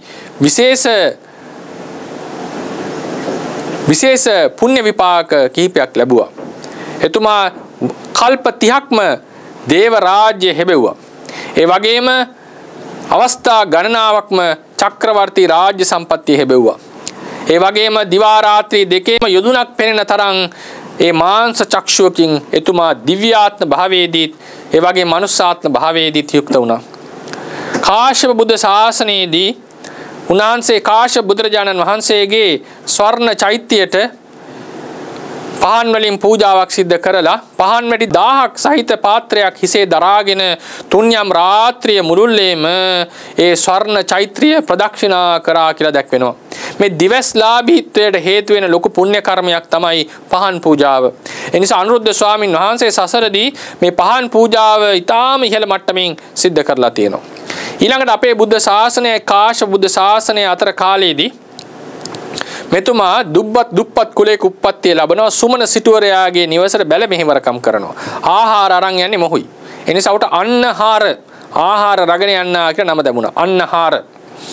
දවසක් උපරිට්ට කියන පසේ බුදුරජාණන් වහන්සේ ලෝකයේ බලා වදාරන්නේ උන්වහන්සේ ඒ නුවරට වැඩම කරලා මේ අන්නහාර ඉදිරියේ පෙනී සිටියා. අන්නහාර වහාම ඒ කියන්නේ සුමන සිටුවරයාගේ නිවසට යන්න බලා යනමින් හිටියේ. වහාම නිවසට ගිහිල්ලා තමන් වෙත සකස් කරලා තිබුණු ඒ ආහාර ටික බිරිඳත් සමග එකතු වෙලා බිරිඳත් පූජා කරා, දෙන්නම එකතු වෙලා පූජා කරා. ඒ වෙලාවේදී ප්‍රාර්ථනාවක් සිද්ධ කරනවා අන්නහාර. ස්වාමීනි, මේ කුසලානුභාවය නිසා සසර වසනා තුරාවට මේ දුප්පත්ව ඉන්න මම කවදාවත් නැත කියන වචනය නොසම්වා ඔබ වහන්සේ යම් අධිගමයක් ලැබුවා නම් ඒ අධිගමයේ දේ සැපේද මම අධිගමනය කරගනිම්වා කියලා ප්‍රාර්ථනා කරා. මේ වෙලාවේදී සුමන සිටුවරයාගේ සේත චත්‍රයට අධිග්‍රහිත දේවතාව සාදුකාර දීලා කිව්වා අහෝ දානං පරම දානං උපරිට්ඨේ සුප්පතිට්ඨිතං. උපරිට්ඨ බුදුරජාණන් වහන්සේ කෙරෙහි මේ දාණය මනාකොට දුන්නා කියලා සතුටු වුණා. සුමන සිටුවරයා මේක දැනගෙන කරුණ අහලා අන්හාරගෙන් ඒ කුසලයේ අනුමෝදන් වෙලා ඔහුට නිවසක් සකස් කරලා දෙන්නට ඕනේ කියලා කල්පනා කරා. ඒ වගේම රජුරුවන් ගාවට එදා එක්කගෙන ගියා. ඒ දවසේදී රජුරුවන් ඒ අන්හාරගේ පුණ්‍ය තේජස නිසා එදා රජුරුව බලන්නේම අන්හාර දිහා. ඊට පස්සේ සුමන සිටුවරයා කරුණ ප්‍රකාශ කරා. ඒ වෙලාවේ බොහොම සතුටටපත් වෙලා ඒ රජතුමාත් පින අනුමෝදන් වෙලා කහවණු දහසක් දීලා ඒ නිවසක් සකස් කරා. ඒ අන්හාර වෙනුවෙන්. ඒ වෙලාවේදී ඒ පොළවේ ඒ රත්තරන් මතු වෙලා ඒ සියල්ලම අන්හාරට හිමි වෙලා ඔහු එදවසම ඒ නගරයේහි මහදන සිටුවරයා බවට පත් වුණා. ඉතින් මේ අන්හාර තමයි පසු කාලයකදී අපේ බුද්ධෝත්පාද කාලයේදී සුක්කෝදන කියන ශාක්‍යයාගේ නිවසේහි උප්පත්තිය ලැබලා අනුරුද්ධ නමින් නම් ලැබුවේ. මේ අනුරුද්ධ කුමාරයා බොහොම සුකුමාල විදියට වැඩුණේ. කුඩා කාලයේදී මෙතුමාගේ හොඳ මිත්‍රයෙක් හිටියා බද්දිය. ඒ වගේ මහා නාම තමයි වැඩිමාල් සහෝදරයා. මේ තුන්දෙනාම සැපට හැදුනා. බෝසතාණන් වහන්සේ ඥාති සහෝදරයා. එක අවස්ථාවක් මේ තුන්දෙනාගෙන් ප්‍රශ්නයක් අහනවනේ බත් එන්නේ කොහෙන්ද කියලා. මහා නාම කුමාරයා දැකලා තියෙනවා හාල් නැත්නම් වී ටික අටුවේ තියෙන නිසා කො අටුවෙන් තමයි බත් එන්නේ. අටුවේ තිබිලා උයන එක දැකලා තිබුණා. බද්දිය කුමාරයා දැකලා තිබුණේ උයන අවස්ථාව ගැන විතරයි. උයන එකයි කැම තියෙන එකයි. කැම වළඳන කැම කන එක. ඒ වෙලාවේ කිව්වා බත් එන්නේ ලිපෙන් කියලා. අනුරුද්ධ කුමාරයා මේ කිසිවක් දැකලා තිබුණේ නැහැ. ඔහු ඉදිරියේ කැම පිඟානේ තියෙන ටික විතරයි ඔහු දැකලා තිබුණේ. කිව්වා බත් එන්නේ පිඟානෙන් කියලා. ඒ තරම්ම මේ කුමාරවරු සුකෝගබෝවි හැදෙන වැඩුනේ. ඒ වගේ සිද්ධියක් මේ ළඟදිත් වෙලා තිබුණානේ සිංගප්පූරුව රටේ. සිංගප්පූරුවේ අධ්‍යාපන ඇමතිතුමා ඒ රටේ පාසල් චාරිකාවක් කරනකොට ළමයින්ගෙන් අහනවා බිත්තර කිරි එන්නේ කොහෙන්ද කියලා. ළමයි දෙන්නේ උත්තරේ සුපර් මාකට් එකෙන්. ඒ ළමයි දැකලා තිබුණේ නැහැ. කිකිලියකින් බිත්තර එනවා, එළදෙනකින් කිරි ගන්නවා කියන එක දන්නේ නැහැ. ඒ තරම් සුකෝභෝගී හැදිලා. මොකද මේ පරිසරවල ඒවා දකින්නත් නැහැ. ඊට පස්සේ රටේ අධ්‍යාපනයේ ක්‍රමයට මේක ඇතුළත් කරනවා මොඩල් ෆාම්ස් හදලා ළමයි එක්කන් ගිහිල්ලා පෙන්නනවා මෙහෙම තමයි බිත්තර එන්නේ, මෙහෙම තමයි කිරි ගන්නේ ආදී ලෙසට ළමයින්ට ඉගැන්වීමට වෙනම විෂයක්, ඒ කියන්නේ විෂයට නිර්දේශයක ඇතුළත් කරලා තියෙනවා. ඒ වගේ තමයි ඒ කාලෙදිත් ඒ අනුරුද්ධ ස්වාමින් වහන්සේට අනුරුද්ධ කුමාරයා බද්දිය කුමාරයා මහා නාම කුමාරයාට ඒ තරම් සුකෝපභෝගී ජීවිත ගත කරපු නිසා ඒ සමහර ගිහි ජීවිතයේ තිබිච්ච සමහර ක්‍රියාවලියන් වුන් දැකලා තිබුණේ නැහැ. ඒ වගේම මේ අනුරුද්ධ කුමාරයා කුඩා කාලයේදී ඒ කැට සෙල්ලම් කරනවා. ඒ වෙලාවේදී ඒ Taman සෙල්ලම් කරන ඔට්ටුවටනේ. ඉතින් පරදින වෙලාවට ගෙදරින් කැවුම් ගෙන්න ගත්තා. 3 වතාවක්ම අම්මා කැවුම් හදලා එව්වා. 4 වෙනි වතාවෙත් පරදුනාම යවුවා කැවුම් ටිකක් එවන්න කියලා. ඒ වෙලාවේ අම්මා කල්පනා කරනවා මේක දැන් සීමාවක් තියෙන්නට ඕනේ. ඒ නිසා කැවුම් නැහැ කියලා පණිවිඩය යවුවා. ඒ වෙලාවේ නැත කියන වචනේ අහලා තිබුණේ නැහැ. නැත කියන වචනය ගැන දන්නේ නැහැ. ඇවිල්ලා පණිවිඩය කිව්වා නැහැ. කැවුම් නැහැ කියලා. එහෙනම් මට නැති කැවුම් ටික එවන්න කිව්වා. ඒ කියන්නේ ඒකේ අර්ථය දන්නේ නැහැ. නැති කියන වචනේ අහලා තිබුණේ නැහැ. ඒ වෙලාවේදී ගිහිල්ලා සේවකයෝ ගිහිල්ලා ආය අම්මට දැනුම් දුන්නා නැති කැවුම් එවන්නට කිව්වා කියලා. අම්මා කල්පනා කරා මගේ පුත්‍රයාගේ පුණ්‍ය මහිමේ නිසා නැත කියන වචනේ අහලා නැහැ. ඒ නිසා අද තමයි මම නැත කියන එක උගන්වන්නේ කියලා පිඟන් දෙකක් අරගෙන හිස් පිඟන් දෙකක් එකිනෙක වහලා කිව්වා මේක අරන් කියලා දෙන්න නැති කැවුම් කන්න කියලා. ඒ වෙලාවේදී ප්‍රදේශයේ අධිග්‍රහිත දෙවියාට ලොකු ප්‍රශ්නයක් වුණා. මේ අනුරුද්ධ කුමාරයා නැත කියන වචනේ අර්ථය දැනගත්තොත් Tamanට ලොකු ගැටලුවක්. ඒ නිසා මොකද කරේ? ඒ පිඟානේ දිව්‍ය කැවුම් නිර්මාණය කරා. ඒ වෙලාවේදී ඒ කැවුම් පාර්සලේ නැත්තම් පිඟාන අරිනකොට මුළු පැත්ත ප්‍රදේශයේම සුවඳවත් වුණා. එදා කැවුමක් කෑ වෙලාවේදී අනුරුද්ධ කුමාරයාගේ රසනහර පිනා ගියා. ඒ දවසේ ගෙදරට ඇවිල්ලා අම්මව බදාගෙන ඉබගෙන කිව්වා ඇයි අම්මේ මට මෙච්චර කල් ආදරේ කරේ නැත්තේ? මොකද හේතුව? මට ඇයි මෙතෙක් කල් නැති කවුම් දුන්නේ නැත්තේ? නැති කවුම් ඊටාම රහයිනේ. ඇයි මෙතෙක් කල් දුන්නේ නැත්තේ කියලා ඇහුවා. එලා අම්මා කල්පනා කරා මගේ පුත්‍රයාගේ පුණ්‍ය මහිමේ නිසා මොනවා හරි දෙවියෙක්වත් මොකක් හරි කරන්නට ඇති කියලා නිශ්ශබ්ද වුණා. මේ තමයි අනුරුද්ධ කුමාරයාගේ සුඛෝපභෝගී ජීවන චර්යාව. 3 ඍතුවට මාලිගා 3ක් එතුමාට හදලා තිබුණා. ඉතින් කාලයක් යනකොට බුදුරජාණන් බෝසතාණන් වහන්සේ බුද්ධත්වයේ ලැබලා ධර්මයේ දේශනා කරමින් වැඩ සිටිනකොට සුද්ධෝදන රජතුමාට සිතවිල්ලක් ඇති වුණා. මගේ පුත්‍රයා බැරි වෙලා හරි චක්‍රවර්ති රාජ්‍ය දරුවා නම් මේ ශාක්‍යෝ තමයි උන්වහන්සේගේ පිරිවර වශයෙන් ඉන්නේ. නමුත් දැන් උන්වහන්සේ මේ ගිහිගේ අතහැරලා ලෞතර බුද්ධත්වයේ සාක්ෂාත් කොට දඹදිව් තලයේ ධර්මයේ දේශනා කරමින් අමාවසි වස්සමින් යනවා. ඒ නිසා උන්වහන්සේගේ බුදු නාමත් පිරිවර ශාක්‍යම වෙන්නට ඕනේ කියලා ශාක්‍යයන්ට කතා කරලා කීවා අපි එක කුලයෙන් ශාක්‍ය කුමාරයා බැගින් දෙමු. මොකද උප්පත්තිය ලැබපු කුඩා කාලෙදී ඒ වගේ ශාක්‍ය වචනයක් දීලා තිබුණා. ඒ නිසා දැන් මේ වචනේ ඉෂ්ට කරන්න කාලය කියලා ප්‍රකාශ කරා. ඉතින් ඊට ශාක්‍ය කුල වලින් හැම කුලයෙන්ම එක එක්කෙනා පැවිදි වුණා. අනුරුද්ධ කුමාරයාගේ නැත්තම් සුක්කෝදන ශාක්‍යයාගේ පවුලෙනුත් කෙනෙක් පැවිදි වෙන්නට ඕනේ. මහානාම කුමාරයා ගිහිල්ලා අනුරුද්ධ කුමාරයාට කරුණ කීවා. මහානාම දැනගත්තා මේ අනුරුද්ධ තමයි මේ මහානකමට ගැලපෙන්නේ. ඔහුට මේ ගිහි ජීවිතයේ වගත්තුගක් හරියට තේරෙන්නේ නැහැ. ඒ වෙලාවේ අනුරුද්ධ කුමාරයා කියනවා මට බෑ මහාන වෙන්න ඔබ මහාන වෙන්න කියලා. එහෙමනම් හොඳයි මම මහාන වෙන්නම්. බෑ එහෙනම් ගිහි කර්මය ඉගෙන ගන්න කියලා කෘෂි කර්මාන්තේ පටන් සියලුම වැඩ කටයුතු මෙහෙමයි කළ යුත්තේ කියලා සියල්ල ඔහුට කියලා දුන්නා.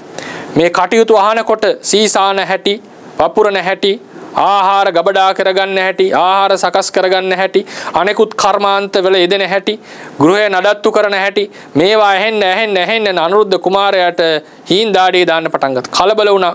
මුළු භවත්‍රයම සුසානයක් වගේ වැටහෙන්නට පටන් ගත්තා. මොකද හේතුව සසර පිරු පාරමිතාවන්ගේ ආනුභාවය, කුසලෙන් චෝදිත වීම. ඒ වෙලාවේදී ඔන්න පස්චිම භවික මේ සත්‍යයාගේ කුසල මූලයේ මතු වුණා. සුඛෝපභෝගී ජීවිතයක් ගත කර හිටපු මේ කුමාරයාට භව චක්‍රයේහි දුක වැටහෙන්නට පටන් ගත්තා.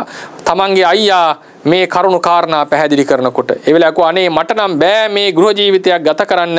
ඔබ මේක ආරක්ෂා කරගෙන ඉන්න. මම යනවා දැම්ම මහාන වෙන්න කියලා අම්මා ගාවට ගිහිල්ලා අවසර ඉල්ලුවා. අම්මා පුදුම ආදරෙයි කැමති වුණේ නෑ අවසර දෙන්න. ඇවටිලි කරා හරියන්නේ නෑ. අම්මා ඒ වෙලාවේ කියනවා හොඳයි. එහෙනම් ඔබගේ මිත්‍රයෙක් ඉන්නවනේ බද්දිය මහාන වුණොත් අවසර දෙනවා. බද්දිය තමයි ඒ වෙනකොට ශාක්‍ය දේශේහි රජකම දරමින් හිටියේ. ඒ වෙලාවේදී බද්දිය කුමාරයා ගාවට ගිහිල්ලා අනුරුද්ධ කුමාරයා කිව්වා ඔබ මට ආදරෙයිද? ඔබ මගේ මිත්‍රයෙක්ද? ඔව්. ඔබ මම ඕන කියන දේ ඕන දෙයක් කරනවද? ඔව්. පණ උනක් දෙන්නට මං කැමතියි. ඕන දිහාවක ඔබත් සමග එනවා. කුඩා කාලේ ඉඳන් අපි බොහොම හොඳ මිත්‍රයෝනේ. අහන්නේ බලන්නේ නැතුව උත්තරයක් දුන්නා. අනුරුද්ධ කුමාරයා කිව්වා එහෙමනම් හොඳයි. මම දැන් සිද්ධාර්ථ ගෞතම බුදුරජාණන් වහන්සේගා මහාන වෙන්න යනවා යම් මහත්ෙක් මහාන වෙන්න. ඒ වෙලාව තමයි බද්දිය කුමාරයාට තේරුණේ කියපු වචනේ බරපතලකම. අනේ ඒක නම් කරන්න බෑ. එහෙම කොහොමද ශාක්‍ය වුණාම වචනේ වෙනස් කරන්නට බෑ. ඒක ශාක්‍යයන්ගේ තියෙන චාරිත්‍රයක්. එහෙනම් කමක් නැහැ. අපි එහෙනම් අවුරුදු 7ක් ඉඳලා යමු. අවුරුදු 7ක් කල් ඉවසන්නට බෑ. ඔහොම අවුරුදු 6ක් 5ක් ආදී අඩු කරලා අවසානයේ තීරණයකට එළඹුණා දවස් 7ක් ඉඳලා මහාන වෙමු කියලා. බද්දිය කුමාරයා අකමැත්තෙන් වචනේ දුන්නේ. කරන්න දෙයක් නැහැ. තමන්ගේ යාළුවාට වෙච්ච පොරොන් වචනයට ඉෂ්ට කරන්නට වෙනවා. මොකද උනේ දවස් 7ක්. ඒ වගේම තවත් පිරිසක් එකතු වුණා. ආනන්ද කුමාරයා, බගු, කිම්බිල, දේවදත්ත කියන මේ සියලු දෙනාම පැවිදි වෙන්නට කැමති වුණා. මේ සියලු දෙනාම කුමාරවරු 6 දෙනාම දිව්‍ය කුමාරවරු බගේ දවස් 7ක් සියලු සම්පත් අනුභව කොට සියලු දෙනාම පිටත් වුණා බුදුරජාණන් වහන්සේ ළඟට මහාන වෙන්නට. මේ පණිවිඩය ඇහෙනකොට වුන් සමග බොහෝ කල කුඩා කාලේ ඉඳන් හිටපු කර්ණවැමියෙකුගේ පුත්‍රයෙක් වන උපාලි නම් කපුවත් මේ පිරිසට එකතු වුණා. මේ 7 දෙනාම ගිහිල්ලා බුදුරජාණන් වහන්සේගෙන් මහානකම ඉල්ලුවා. 7 දෙනාටම පැවිද්ද ලබා දුන්නා. එතනදී ශාක්‍ය කුමාරෝ 6 දෙනා කියන ස්වාමීනි අපි ශාක්‍යයෝ අපේ මානෙ හරිම ඉහළයි. ඒ නිසා අපේ මානෙ දුරු වෙන්නටත් එක්ක මේ උපාලි කියන කපුව විශ්සල මහාන කරන්න. ඒතකොට අපි ඕකට වඳින්නට එපයි. බුදුරජාණන් වහන්සේ එකඟ වුණා. සියලු දෙනාම පැවිද්ද ලැබුවා. ආනන්ද ස්වාමීන් වහන්සේ ලැබුවේ බෙල්ලට්ට සීස කියන මහරහතන් වහන්සේගෙන් තමයි උපසම්පදාව. බෙල්ලට්ට සීස කියලා කියන්නේ උරුවෙල් කාශ්‍යප, නදී කාශ්‍යප, ගයා කාශ්‍යප කියන ඒ ජටිලය ස්වාමීන් වහන්සේ ජටිලය වෙලා ඉඳලා පැවිදි වෙලා රහත් වෙච්ච භික්ෂුන් වහන්සේලා අතරින් කෙනෙක්. ඉතින් මේ සියලු දෙනාම මහාන වුණා. ඒ අතරින් බද්දිය කුමාරයා පළවෙනි වස්සානයේදීම සව් කෙලසුන් නැස අරිහත්ත්වේ සාක්ෂාත් කළා. අනුරුද්ධ ස්වාමින් වහන්සේ පළවෙනි වස්සයානයේදී දිබ්බ චක්කුව ඉපදෙව්වා. ආනන්ද ස්වාමීන් වහන්සේ මන්තානි පුත්ත පුන්න ස්වාමීන් වහන්සේගේ බණක් ශ්‍රවණය කරමින් සෝවාන් මාර්ගඵල ලැබුවා. දේවදත්ත ස්තවිරයෝ පළවෙනි වස්සානයේදීම පංච අභිඥාවන් උපාදනය කළා. බගු කිම්බිල කියන ස්වාමීන් වහන්සේලා දෙනම පසු කලයකදී රහත් වුණා. මේ විශේෂ උපාලි ස්වාමීන් වහන්සේත් පසු කලයකදී අරිහත්ත්වේ සාක්ෂාත් කළා ග්‍රාමාන්තර සේනාසනවල වාසය කරමින්. මේ 7 දෙනා සුවිශේෂී ශාක්‍ය කුමාරවරු 7 දෙනෙක්. මේ 7 දෙනාම බුද්ධ ශාසනයෙහි විශේෂ වෙනවා. උපාලි ස්වාමීන් වහන්සේ විනයධරයන් අතරින් අග්‍ර වුණා. බද්දිය ස්වාමීන් වහන්සේ උච්චා කුලීනක භික්ෂුන් අතරින් අග්‍ර වුණා. උසස් කුලවත් වූ භික්ෂුන් අතරින් අග්‍රයි. අනුරුද්ධ ස්වාමීන් වහන්සේ පසු කලෙක දිබ්බ චක්කුලාභීන් අතරින් අග්‍රයි. ආනන්ද ස්වාමීන් වහන්සේ ගතිමන්ත සතිමන්ත උපස්ථායක බහුශ්‍රුත මේ කියන තානාන්තර වලින් අග්‍ර වුණා. ඒ වගේම බගු කිම්බිල ස්වාමීන් වහන්සේත් රහත් වුණා. දේවදත්ත ස්තිවිරයෝ ආනන්තරීය කර්ම දෙකක් සිද්ධ කරගෙන මහා විනාශයකට පත් වුණා. නමුත් පසු කාලයකදී උන්වහන්සේත් පසේ බුද්ධත්වයේ සාක්ෂාත් කරනවා. මේ සුවිශේෂී 7 දෙනාගේ ශාක්‍ය කුමාරවරු 6 දෙනාගේ උපාලිගේ පැවිද්ද කියන එක බුද්ධ ශාසනයේ විශේෂ සම්දිස්ථානයක් විශේෂ අවස්ථාවක්. ඉතින් මේ අනුරුද්ධ ස්වාමීන් වහන්සේ දිබ්බ චක්කු උපදවලා ලෝක ධාතු බලමින් ඉන්නවා. නමුත් උන්වහන්සේගේ සිත ආශ්‍රවයන්ක්ෂරේ මිදෙන්නේ නැහැ. මාර්ගඵල අධිගමනයේ අරිහත්ත්වයේ අධිගමනය කරගන්න බැරි වුණා. ඉතින් දවසක් සාරිපුත්‍ර ස්වාමීන් වහන්සේ ළඟට ගිහිලා ප්‍රකාශ කරනවා ස්වාමීනි මම දිවසින් ලෝකේ බලනවා. මගේ සමාධිය ඊටාම දියුණුයි. මගේ වීරිය හොඳයි. සිත සමාහිතයි. මගේ සිහිය ස්ථාවරයි. ඒ වගේම මගේ කය රූපකය චිත්තකය පස්සද්ධිය සංසිඳිලා තියෙන්නේ. නමුත් තාම මගේ සිත අරිහත්ත්වයටපත් උන්නේ නැහැ. ආශ්‍රවයන්ක්ෂරෙන් සම්පූර්ණයෙන් මිදුනේ නැහැ. එලා සාරිපුත්‍ර ස්වාමීන් වහන්සේ උපදේශයක් දෙන අනුරුද්ධේනි මෙතන පොඩි ගැටලු තුනක් තියෙනවා. ඔබ හිතනවානේ මම ලෝක ධාතු බලනවා කියලා. මේ තමයි ඔබගේ අස්මිමානය. ඒ වගේම ඔබ දන්නවා ඔබ හිතනවා ඔබ කල්පනා කරනවා මගේ සමාධිය හොඳයි, සතිය හොඳයි, වීරිය හොඳයි, මගේ කය සංසිඳිලා තියෙන්නේ, රූපකය, චිත්තකය සංසිඳිලා තියෙන්නේ. මේක මෙහෙම හිතනකොට මේක උද්දච්චය. ඒ වගේම ඔබ නිගර කල්පනා කර මගේ හිත තාම අරිහත්ත්වයටපත් උන්නේ නැහැ නේද කියලා යම් පසුතැවීමක් දුකක් තියෙන මේක කුක්කුච්චය. මෙන්න මේ තුන දුරු වෙන්නට ඕනේ. එහෙම උනේ නැත්තම් ඔබට රහත් වෙන්නට බෑ. උපදේශය අරගෙන චේතිය කියන රටේ පාචීන වංශ කියන දායට නැත්තම් උයනට ගිහිල්ලා මාස 8ක් තරම්කල් ප්‍රධාන වශයෙන්ම සක්මන් කරමින්ම භාවනා කරා. මෙහෙම භාවනා කර කර ඉන්නකොට දවසක් වෙහෙස නිසා පොඩ්ඩක් පැත්තකට වෙලා වාඩි වුණා. උණ පඳුරක් යට විවේක ගත්තා. ඒ වෙලාවේදී උන්වහන්සේට සිතවිලි 7ක් පහළ වුණා. ඒකට කියන මහා පුරුෂ විතර්ක කියලා. මොනවද? අප්පිච්චස්සායන් ධම්මෝ නායන් ධම්මෝ මහිච්චස්ස. මේ නිර්වාණ ධර්මයේ අධිගමනය කරන්නට පුළුවන් වන්නේ අල්පේච්ඡ කෙනාට. ඒ කියන්නේ අල්පේච්ඡයි කියලා කියන්නේ තමන් තුළ තියෙන අල්පේච්ඡ ගුණය මතු කරන්නේ නැහැ. තමන්ගේ සන්තුෂ්ටි ගුණය අන් අයට පෙන්වන්නේ නැහැ. තමන් තුළ තියෙන තමන්ගේ පවිවේක ගුණය අන් අයට මතු කරන්නේ මේ විදිහට තමන් තුළ තියෙන බහුශ්‍රුතාදී සීලාදී ගුණධර්ම අන් අයට මතු කරන්නේ නැති අර බූස්ට් කරන්නේ නැති පෙන්වන්නේ නැති කෙනා තමයි මේ බුද්ධ ශාසනය නිවන් දකින්නේ. ඊට පස්සේ කල්පනා වෙනවා සන්තුට්ඨස්සායන් ධම්මෝ නායන් ධම්මෝ අසන්තුට්ඨස්ස.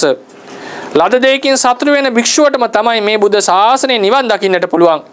අනිත් කෙනාට බෑ. ඊට පස්සේ පවිවිත්තස්සායන් ධම්මෝ නායන් ධම්මෝ සංගනිකා රාමස්ස. කාය විවේකයේ චිත්ත විවේකයේ උපදි විවේකයට බර වෙච්ච කෙනාටම තමයි මේ බුද්ධ ශාසනයෙහි නිවන් දකින්නට පුළුවන් වන්නේ. අනිත් කෙනාට මේක කරන්නට බෑ. ඊට පස්සේ කල්පනා වෙනවා ආරද්ධ වීරියස්සායන් ධම්මෝ නායන් ධම්මෝ කුසිතස්ස. අරඹු වීරිය ඇති භික්ෂුවකට විතරයි මේ ධර්මයේහි නිවන් දකින්නට පුළුවන්. මේ ශාසනයෙහි කුසීත භික්ෂුවට බෑ. උපට්ඨිත සතිස්සායන් ධම්මෝ නායන් ධම්මෝ මුට්ටස් සතිස්ස. එළඹ සිටි සිහියෙන් යුක්ත සතිපට්ඨාන යුක්ත භික්ෂුවටමයි මේ බුද්ධ ශාසනය නිවන් දකින්න පුළුවන්. සිහිය නැති කෙනාට නෙවෙයි. සමාහිතස්සායන් ධම්මෝ නායන් ධම්මෝ අසමාහිතස්ස. සමාධිමත් සිත් ඇති භික්ෂුවට විතරයි මේ බුද්ධ ශාසනයේ නිවන් දකින්න පුළුවන්. විසිරුණු සිත් ඇති කෙනාට නෙවෙයි. පඤ්ඤවතෝ අයං ධම්මෝ නායං ධම්මෝ දුප්පඤ්ඤස්ස. ප්‍රඥාවන්ත භික්ෂුවට විතරයි මේ නිර්වාණය අධිගමනය කරන්න පුළුවන්, අනිත් දුෂ්ප්‍රඥ කෙනෙක්ට නෙවෙයි කියලා සිතවිලි 7ක් පහළ වුණා. තථාගතයන් වහන්සේ බේසකලා වනයේ තමයි වැඩ සිටියේ. ඒ වෙලාවේ දුටුවා අනුරුද්ධ ස්වාමින් වහන්සේ අනුරුද්ධ ස්ථවිරයන් මහා පුරුෂ විතර්ක 7ක් නිවැරදිව හිතුවා. නමුත් 8 වෙනි විතර්කය ඔහුට පහළවන්නේ නැහැ. උදව් කරන්න ඕනේ කියලා 이르දියෙන් වැඩම කරා. පණෝප ආසනේ වැඩ සිටියා. ඒ කාලේ භික්ෂූන්ගේ චාරිත්‍රයක් තියෙනවා. තමන් වැඩ ඉන්න තැන බුදුරජාණන් වහන්සේ වෙනුවෙන් ආසනය සකස් කරලා තියෙනවා. ඕන වෙලාවක උන්වහන්සේට පහළ වෙන්නට පුළුවන්. එතන වැඩ ඉඳමින් දේශනා කරා සාදු සාදු අනුරුද්ධය ඔබ හිතුව විතර්ක 7ම හරි. එහෙනම් 8 වෙනි විතර්කයත් කල්පනා කරන්න. මොකද්ද? නිප්පපංචාරාමස් රාමස්ස අයං ධම්මෝ නිප්පපංචාරාමස්සායං ධම්මෝ නිප්පපංච රතිනෝ නායං ධම්මෝ පපංච රාමස්ස පපංච රතිනෝ. අනුරුද්ධයනි නිෂ්ප්‍රපංච නම් වූ නිවන කෙරෙහි කැමැත්ත ඇති, නිවනට බර වෙච්ච සිත් ඇති භික්ෂුවටමයි මේ නිවන අධිගමනය කරන්නට පුළුවන්. එහෙම නැතුව තණ්හා දෘෂ්ටි මාන කියන ප්‍රපංචවලම ඇදිලා බැඳිලා ඒවා වර්ධනය කරමින් ඒවා පෝෂණය කරමින් ඉන්න භික්ෂුවට නෙවෙයි. එකෙන් කියවෙන්නේ නිවන් දකින්න ඕන, නිවනට කැමැත්ත තියෙන්නට ඕනේ. නිවනට නැඹුරු, ඒකනේ මුංචිතු කම්යතාවය කියලා කියන්නේ. සසරෙන් ගැලවී නිවනට යන්නට බර වෙන්නට ඕනේ හිත. එහෙම නැතුව නිවන් දකින්නේ නැහැ. මේක දේශනා කරලා චතුපච්චය සන්තෝෂයෙන් යුක්ත වෙච්ච භාවනාරාමතාවෙන් යුක්ත වෙච්ච මහා ආර්ය වංශ ප්‍රතිපදාව උන්වහන්සේට දේශනා කරලා අනුරුද්ධය ඊළඟ වස්සානයත් මෙහෙම වාසය කරන්න කියලා උපදෙස් දීලා තමන් වහන්සේ බේසකලා වනයේට වැඩම කරලා එතනදී බුදුරජාණන් වහන්සේ භික්ෂූන් වහන්සේලාට මේ මහා පුරුෂ විතර්ක 8 සවිස්තර වශයෙන් දේශනා කරා. උන්වහන්සේ මේ ඕවාදේ පිහිටලා භාවනා කරමින් නොබෝ කාලයකින් සව් කෙලසුන් නසා අරිහත්ත්වේ සාක්ෂාත් කළා. පසුව තථාගතයන් වහන්සේ පිරිස මැද වැඩ ඉඳමින් දේශනා කරනවා ඒත දග්ගම් භික්කවේ මම ශාවකානං භික්ඛූනං දිබ්බ චක්කුකානං යදිදං අනුරුද්ධෝ. මහණෙනි මාගේ ශාසනයෙහි දිවස්ලාභී භික්ෂුන් අතර මේ අනුරුද්ධ ස්ථවිරයෝ අග්‍රයි, ශ්‍රේෂ්ඨයි, ජේෂ්ඨයි කියලා දේශනා කරන්නට යෙදුණා. මේ තමයි තථාගතයන් වහන්සේගේ ඥාති සහෝදර අනුරුද්ධ ස්ථවිරයන් වහන්සේගේ කතා ප්‍රවෘත්තිය කෙටියි. ඊළඟ වැදගත්ම ඥාති සහෝදරයා තමයි ආනන්ද ස්ථවිරයන් වහන්සේ, ආනන්ද ස්වාමින් වහන්සේ. පදුමුත්‍ර බුද්ධ ශාසනයේදී පදුමුත්‍ර සර්වඥයන් වහන්සේට සහෝදරයෙක් හිටියා සුමන නමින්. එතුමා මාර්ගඵල අධිගමනය කරේ නැහැ. එතුමාට පිය රජතුමා එක්තරා දුර ගම්මානයක් ලබා දී දෙන භෝග ගමක් ඒක පාලනය කරමින් ඉන්න කියලා. තවත් ප්‍රදේශයක පච්චන්තේ නැත්තම් ඒ ප්‍රදේශයක් දුර පෑද ප්‍රදේශයක් රටේ කැරල්ලක් ඇති වුණා. සුමන කුමාරයා, සුමන තමයි නම. සුමන කුමාරයා රජුරවන්ට පණිවිඩයක් එව්වා. පියතුමනි ප්‍රත්‍යන්තයේ කුපිත වෙලා මොනවා හරි කරන්නට ඕනි. රජුමා කිව්වා ඉතින් මම ඔහේ ඔතන තිබ්බේ ඔකට තමයි. ඒ නිසා ඉක්මනට ගිහිල්ලා ඒක සංසිඳවලා ඉන්න. සාර්ථකව කැරල්ල සංසිඳවලා ආපසු එන අතරතුරේදී ඇමතිවරු කල්පනා කරා, කතා කරුවා. අනිවාර්යෙන් රජුරුව වරයක් දෙනවා, මොනවද ඉල්ලන්නේ? ඇමතිවරු එක කතාවක් ගියා කුමාරයාගේ. රජුරුව වරයක් දුන්නොත් මොනවද ඉල්ලන්නේ? ඒ වෙලාවේදී සමහරකෝ ඇතෙක් ඉල්ලන්න, ආශ්වයෙක් ඉල්ලන්න මේ ආදී ලෙසට කියනකොට එක ඇමතිවරයෙක් කියනවා කුමාරේනි මේ සියලු වස්තු අපේ අතහැරලා යන්නට වෙනවා. ඒ නිසා ජීවිතය සාර්ථක කරගන්න, ඊළඟ ජීවිතය සාර්ථක කරගන්න, පිනක් කරගන්න අවස්ථාව ඉල්ල ගන්න. තථාගත වරේක් ලෝ බැබලෙනවා. ඔබ වහන්සේගේ සහෝදරයා සර්වඥයි, තුන් ලෝකාග්‍රයි. උන්වහන්සේ උපස්ථාන කරන්න වරේ ඉල්ලන්න. ඒ වෙලාවේ සුමන කුමාරයා කියනවා මට එහෙම සිතක් තිබුණේ නැහැ. කල්යාණ මිත්‍ර ඔබලා තමයි මේ සිත මට ඇති කරේ. අනේ සාදු සාදු මම මේක සිද්ධ කරගන්නම් කියලා තාත්තා ගාවට ගියා. බොහොම සතුටු වෙලා කිව්වා කැමැති වරයක් ඉල්ලන්න. ඒ වෙලාවේදී කිව්වා මං කැමැති වරයක් දෙනව නේද? ඔව් මං කැමැති වරයක් ඉල්ලන්න දෙනවා. එලා කිව්වා එහෙමනම් මට පදුමුත්තර බුදුරජාණන් වහන්සේට උපස්ථාන කරන්න මාස 3ක් උපස්ථාන කරන්න අවස්ථාව දෙන්න. ඒක නම් කොහෙත්ම කරන්න බෑ. මොකද පිය රජතුමා අන් අයට අවස්ථාව දෙන්නේ නැතුව තමන්මයි දන් දෙදී හිටියේ. ඒක කරන්නට බෑ. එහෙම බෑනේ. ශාස්ත්‍රීය ගුණාම වචනේ වෙනස් කරන්න බෑනේ. මට වචනයක් දුන්නනේ. ඒ නිසා ඒක ඉෂ්ට කරන්නට ඕනේ කිව්වා. එලා රජුරවන්ට කර කියා ගන්න දෙයක් නැහැ. පස්සේ කිව්වා මම කැමති වුණාට හරියන්නේ නැහැ. බුදුරජාණන් වහන්සේ කැමති වෙන්නට ඕනේ. ඒ කැමැත්ත මම ගන්නම්. එහෙමනම් කැමති වුණොත් අවස්ථාව දෙනවා කියලා කිව්වා. සුමන රාජකුමාරයා බුදුරජාණන් වහන්සේ පදුමුත්තර බුදුරජාණන් වහන්සේ සම්මුඛ වෙන්නට වැඩියා. වැඩම කරලා ඒ ධර්ම සභා මණ්ඩපාදී ඉන්න භික්ෂුන් වහන්සේලා වෙත ගිහිල්ලා ඇහුවා ස්වාමීනි මට තථාගතයන් වහන්සේ බැහැ දකින්නට ඕන. එළකෝ තථාගතයන් වහන්සේ ගඳ කිලියට ගන්ධ කුටියට වැඩම කරා. අපිට බෑ එහෙම හිතු පාරට තථාගතයන් වහන්සේ හම්බ වෙන්න. එහෙනම් කාටද එහෙම පුළුවන්? අන්න සුමන කියලා අග්‍ර උපස්ථායකයෙක් ඉන්නවා. උන්වහන්සේට නම් පුළුවන් හිතු සැරේ ගිහිලා බුදුරජාණන් වහන්සේ හම්බ වෙන්න. උන්වහන්සේට විතරයි අවසරය තියෙන්නේ. ඒ වෙලාවේ සිතවිල්ලක් පහරුණා මේ භික්ෂුන් වහන්සේ විශේෂයිනේ. කැමති වෙලාවේ බුදුරජාණන් වහන්සේ හම්බ වෙන්න තියෙන ලොකු දෙයක්.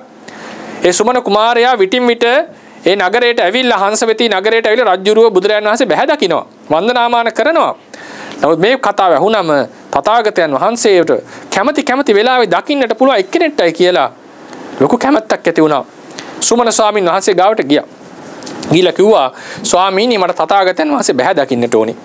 ඒ වෙලාවේ මේ සුමන ස්ථවිරයෝ ඒ කුමාරයා බලන් ඉන්නකොටම පොළවේ කිමිදිලා තථාගතයන් වහන්සේ ළඟින් මතුවලා කිව්වා ස්වාමීනි සුමන ඔබගේ සහෝදර ඔබ වහන්සේගේ සහෝදරයා ඇවිල්ලා ඉනවා බැහැ දකින්න. ඇවිල්ලා ඉන්නවා. මොකටද ආවේ? ස්වාමීනි ඔබ වහන්සේ බැහැ දකින්න. එහෙමනම් ඒ ගන්ධකලියේ ඉස්සරහා පිරිවෙනෙහි ආසනයක් පනවන්න.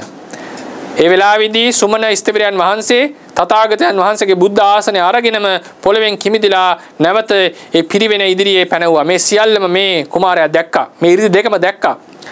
කල්පනා වුණා මේ භික්ෂුව මේ බුද්ධ ශාසනයේ විශේෂ කෙනෙක් නේද? කියලා කල්පනාවක් ඇති වුණා. කල්පනාවක් ඇතිලා බුදුරජාණන් වහන්සේ එක්ක වන්දනා කරලා කතා කරනකොට මේ ස්වාමීනි මේ භික්ෂුව මේ බුද්ධ ශාසනයේ කවුද? මේ තමයි මගේ අග්‍ර උපස්ථායක. ඒ වෙලාවේ සිතවිල්ලක් පහළ නම් මමත් එහෙනම් දවසක මේ අග්‍ර උපස්ථායක තත්ත්වය ලබන්නට ඕනි. කිව්වා ස්වාමීනි දවස් 7කට ස්වාමීනි මගේ දානෙට වඩින්න කියලා. කොහොමරි දවස් 7ක්ම දානේ දුන්නා. දානේ දවස් 7 දීලා අවසාන දවසේදී දවස් 7කට අවසාන දවසේදී ආරාධනා කර සිටිනවා ස්වාමීනි මට අනුග්‍රහ පිණිස 3 මාසයක් මගේ ගමට වැඩම කරන්න. මම ඔබ වහන්සේට වස් 3 මාස උපස්ථාන කරන්න. එලා බුදුරජාණන් වහන්සේ පිළිගත්තා. රජුරවන්ට පණිවිඩය යවුවා සුමන කුමාරයා කැමැත්ත ලැබුණා. ඒ නිසා සුදුසු කාලේ උන්වහන්සේ එවන්න. මාර්ගයේ දෙපස සරකස් කළා. මොකද කරේ ගමනට ගිහිල්ලා ලස්සන උයනක් අරගෙන ඒකේ ලස්සන විහාරයක් සකස් කරා. ඊට පස්සේ රජුරවන්ට පණිවිඩය යවුවා. රජුරෝ තථාගතයන් වහන්සේ දේශනා කරා ස්වාමීනි සුමන සූදානමින් ඉන්නේ. බුදුරජාණන් වහන්සේ මහා කරුණාවෙන් වැඩම කරා. වැඩම කරලා ඒ අනේ තමන්ගේ සුමන කුමාරයා තමන්ගේ ඥාති පිරිසට දැනුම් දෙනවා. බුදුරජාණන් වහන්සේට දානෙ දෙන්නට ඕනේ කියලා දන් පැන් පිළිගන්නවා. ඊට පස්සේ ඥාති පිරිස ළඟට ගිහිල්ලා කිව්වා බුදුරජාණන් වහන්සේලා ආමිෂ ගරුක නැහැ ධර්ම ගරුකයි. ඒ නිසා උන්වහන්සේලා සතුටු වෙන්න අපේ ප්‍රතිපත්තියෙන්. ඒ නිසා ඔබ සියලු දෙනාම බුද්ධ ප්‍රමුඛ මහා සංඝ රත්නයට දාන ආදියෙන් උපස්ථාන කරන්න මම මේ 3 මාසේ සීල කෘත්‍ය අතහැරලා දස සීල් සමාදන් වෙනවා කියලා සුදුසු වස්ත්‍ර ඇඳගෙන ඒ සුමන ස්වාමින් වහන්සේගේ කුටිය ළඟ කුටියක් හදාගෙන අග්‍ර උපස්ථායකයන්ගේ කුටිය ළඟ කුටියක් හදාගෙන මේ සුමන කුමාරයා ඒ දස සීල් සමාදන් වුණා. ඒ මාස 3ේම මේ සුමන කියන අග්‍ර උපස්ථායකයන් වහන්සේ තථාගතයන් වහන්සේට දක්වන සියලු වත් පිළිවෙත් බලන් හිටියා. ඒවා දිනතින් බලාගෙන සතුටු වුණා අනුමෝදන් වුණා. තමනුත් දවසක මේ දේවල් කරන්නට ඕනේ කියන දැඩි අදිෂ්ඨානය ඇති කරගත්තා.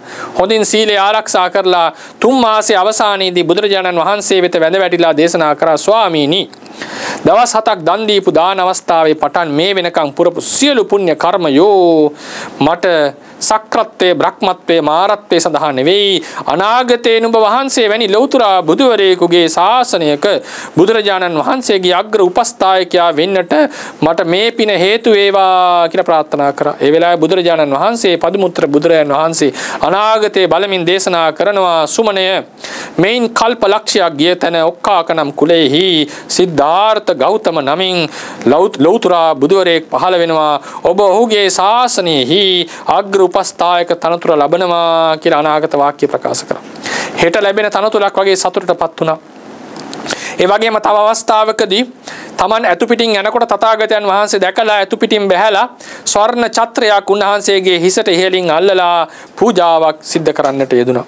ඒ පූජාවේ ආනිසංස ලෙසත් ඒ කරපු ඒ පූජාවේ ආනිසංස ලෙස එතුමා ආත්ම භාව ගණනාවක්ම සක්‍රත්වය ඒ වගේම ප්‍රදේශ රාජ්‍ය චක්‍රවර්ති රාජ්‍ය හැබෙව්වා. ඒ වගේම කාශ්‍යප බුද්ධ ශාසනයේදී පින්ඩපාතේ වඩින ස්වාමින් වහන්සේ නමකට පාත්‍රය අල්ල ගන්නට බොහෝ දුරට උණු නිසා ඒ පාත්‍රය අල්ල ගන්න උතුරු සළුව පූජා කරන්නට යෙදුණා. මේ විදියට බෝසතාණන් වහන්සේ එක්ක බොහෝ ආත්ම භාවවලදී බොහෝ ජාතකවලදී තථාගතයන් වහන්සේ වෙනුවෙන්ම පූජා සත්කාර කරමින් ගරු බුහුමන් කරමින් සමහර අවස්ථාවලදී තථාගතයන් වහන්සේට බෝසතාණන් වහන්සේට ජීවිතය පූජා කරමින් බෝසතාණන් වහන්සේ ළඟින්ම ඇසුරු කරමින් පැමිණියා. බොහෝ අවස්ථාවල එකට ඉඳලා තියෙනවා.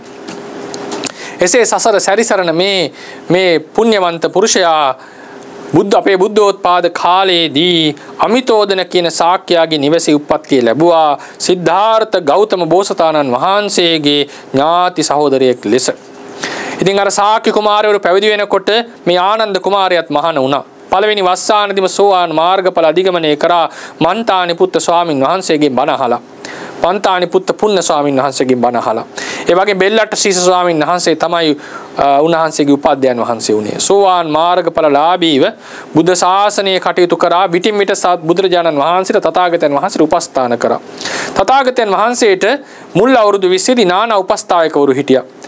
නාගසමාල, නාගිත, මේගිය, ඒ වගේම සුනක්කත්ත, ඒ වගේම සාමණේර වෙච්ච චුන්ද ස්වාමින් වහන්සේ ආදී ලෙසට ආනන්ද ස්වාමින් වහන්සේත් හිටියා. විටින් විට තමයි මේ කට්ටිය උපස්ථාන කරේ. අවුරුදු 20ක් සම්පූර්ණ වෙනකොට තථාගතයන් වහන්සේ දේශනා කළා. හැබැයි සමහර උපස්ථායකවරු බුදුරජාණන් වහන්සේගේ සිත දිනාගත්තේ නැහැ.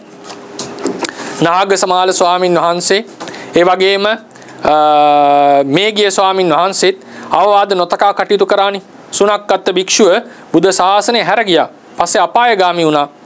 ඉතින් බුදුරජාණන් වහන්සේ දේශනා කරනවා මහා සංඝයා රැස් කරවලා මහණෙනි මම දැන් වයසයි. අවුරුදු 20ක් ගත වෙලා බුදු වෙලා. ඒ කියන්නේ අවුරුදු 55ක් වගේ කල්. මම දැන් වයසයි, වයෝවෘද්ධයි. මට නිත්‍ය උපස්ථායකයෙක් ඕනි. සමහර උපස්ථායකවරු මම කියන දේ කරන්නේ නැහැ. ඒ නිසා නිත්‍ය උපස්ථායකයෙක් මට ලබා දෙන්න මට අවශ්‍යයි කියලා ප්‍රකාශ කරා. ඒ වෙලාවේදී සාරිපුත්‍ර ස්තවිරයන් වහන්සේ මහරහතන් වහන්සේ නැගී සිටලා වන්දනා කරමින් ප්‍රකාශ කරනවා ස්වාමීනි ඒකාසංකේය කල්ප ලක්ෂයක් තරම් කල් මම නුඹ වහන්සේව පතාගෙනමයි ආවේ. මම වහන්සේගේ ජේෂ්ඨ පුත්‍රයා මං වැනි ඥානවන්තයෙක් ඔබ වහන්සේ උපස්ථාන කිරීම කොතරම් සෝබනද. ඒ නිසා ස්වාමීනි මම උපස්ථාන කරන්නම් කියලා ප්‍රකාශ කරා. ඒ වෙලාවේ තථාගතයන් වහන්සේ ප්‍රකාශ කරනවා සාරිපුත්‍රය නුඹ යම් දිශාවක වැඩ සිටිනවා නම් ඒ දිශාව මට හිස් නැහැ. ඔබගේ අවවාදය තථාගතයන්ගේ අවවාදය හා සමානයි. ඔබ වැනි ශ්‍රේෂ්ඨ ශ්‍රාවකෙක් මට උපස්ථාන කිරීම යුතු නැහැ. උපස්ථාන කිරීමක් සිද්ධ වන්නේ නැහැ කියලා ප්‍රතික්ෂේප කරා. මුගලන් ස්වාමින් වහන්සේ ඇතුළු 80 මහා ශ්‍රාවකයන්ගෙම ලැබිච්ච ආරාධනා ප්‍රතික්ෂේප කරා. ඒ වෙලාවේදී භික්ෂුන් වහන්සේලා ප්‍රකාශ කර සිටින ආනන්ද ස්වාමීන් වහන්සේ වෙත ලැබිලා ආනන්දය උපස්ථාන කරලා හුරුයි තථාගතයන් වහන්සේට උපස්ථාන කරන්නට ලබා දෙන්න කියලා ඉල්ලා සිටින්න කියලා කියා හිටියා. ආනන්ද ස්වාමීන් වහන්සේ ඒ වෙලාවේදී ඒක කරේ නැහැ. උන්වහන්සේ කියනවා ඉල්ලලා ගත්ත උපස්ථායකකමේ ප්‍රයෝජනේ මොකක්ද?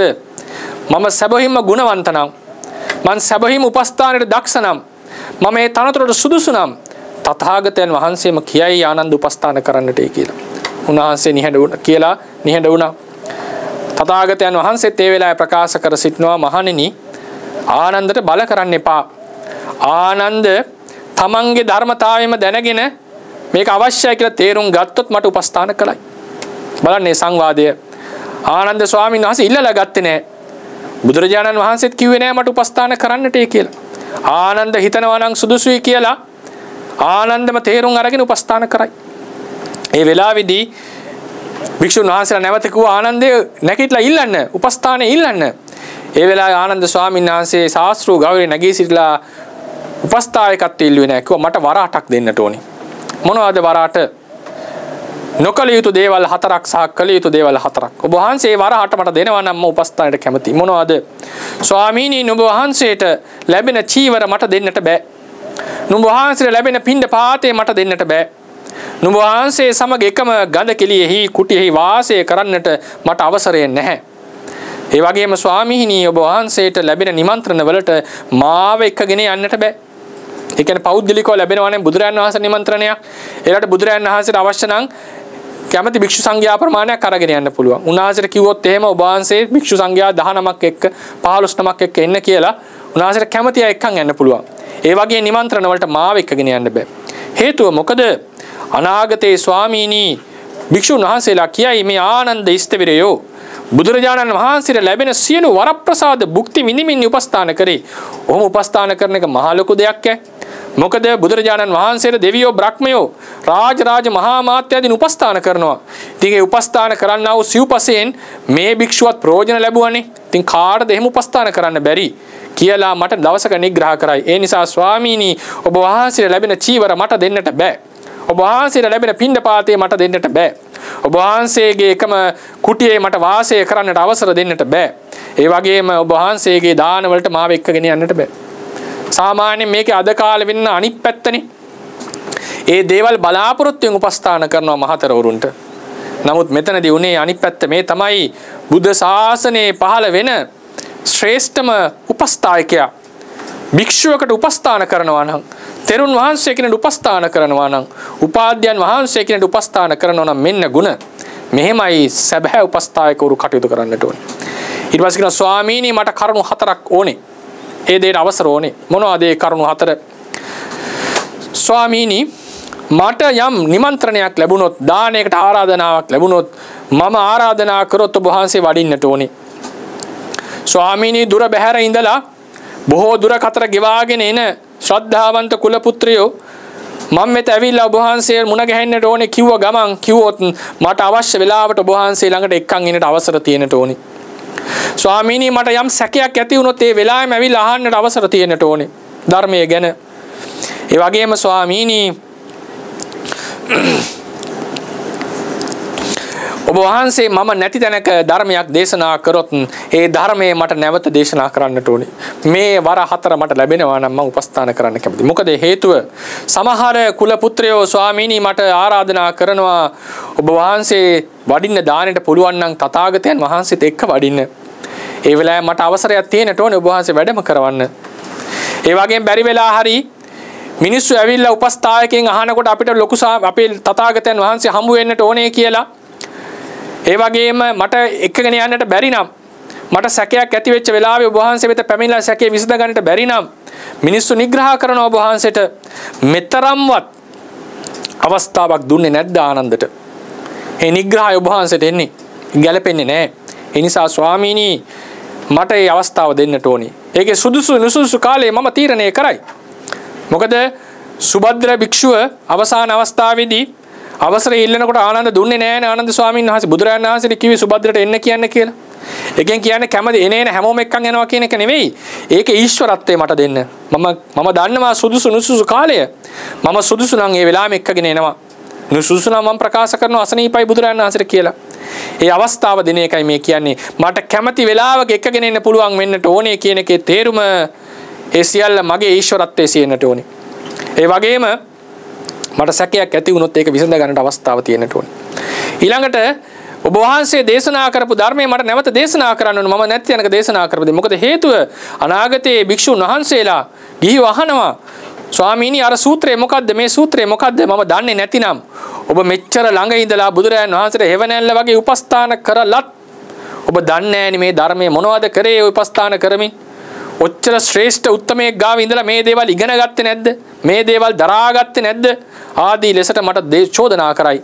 ඒ චෝදනාවෙන් මිදෙන්නට ස්වාමීනි ඔබ වහන්සේ යම් ධර්මයක් මම නැති තැන දේශනා කරොත් මට ඒක නැවත දේශනා කළ යුතුයි කියලා ඉල්ලා සිටියා. බුදුරජාණන් වහන්සේ වර 4 දුන්නා.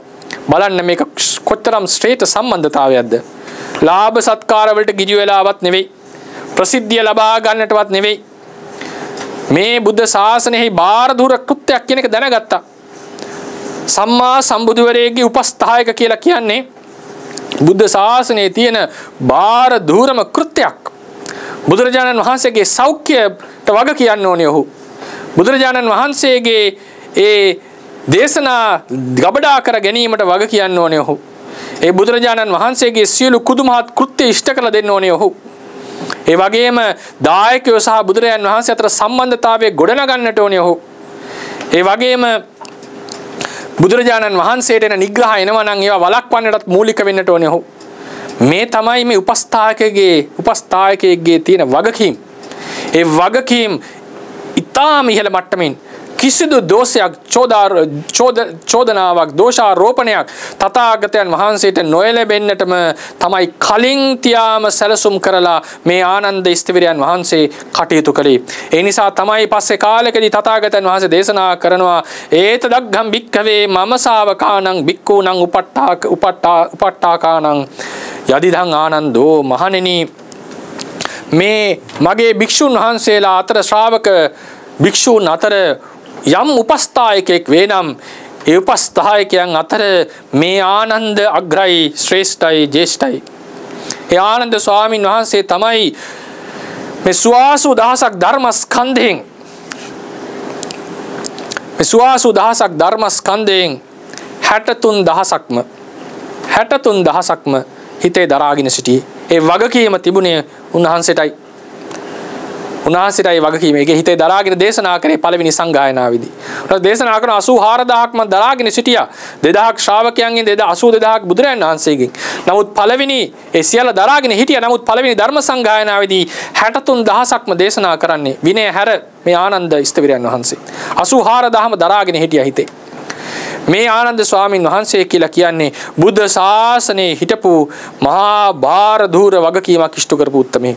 හැබැයි ඒ භාරදී වගකීමේ බැරෑරුම්කම කෙතෙක්ද කියනවා නම් උන්වහන්සේගේ ඉෂ්ට කරේ උන්වහන්සේ නිදාගන්නේ නැහැ.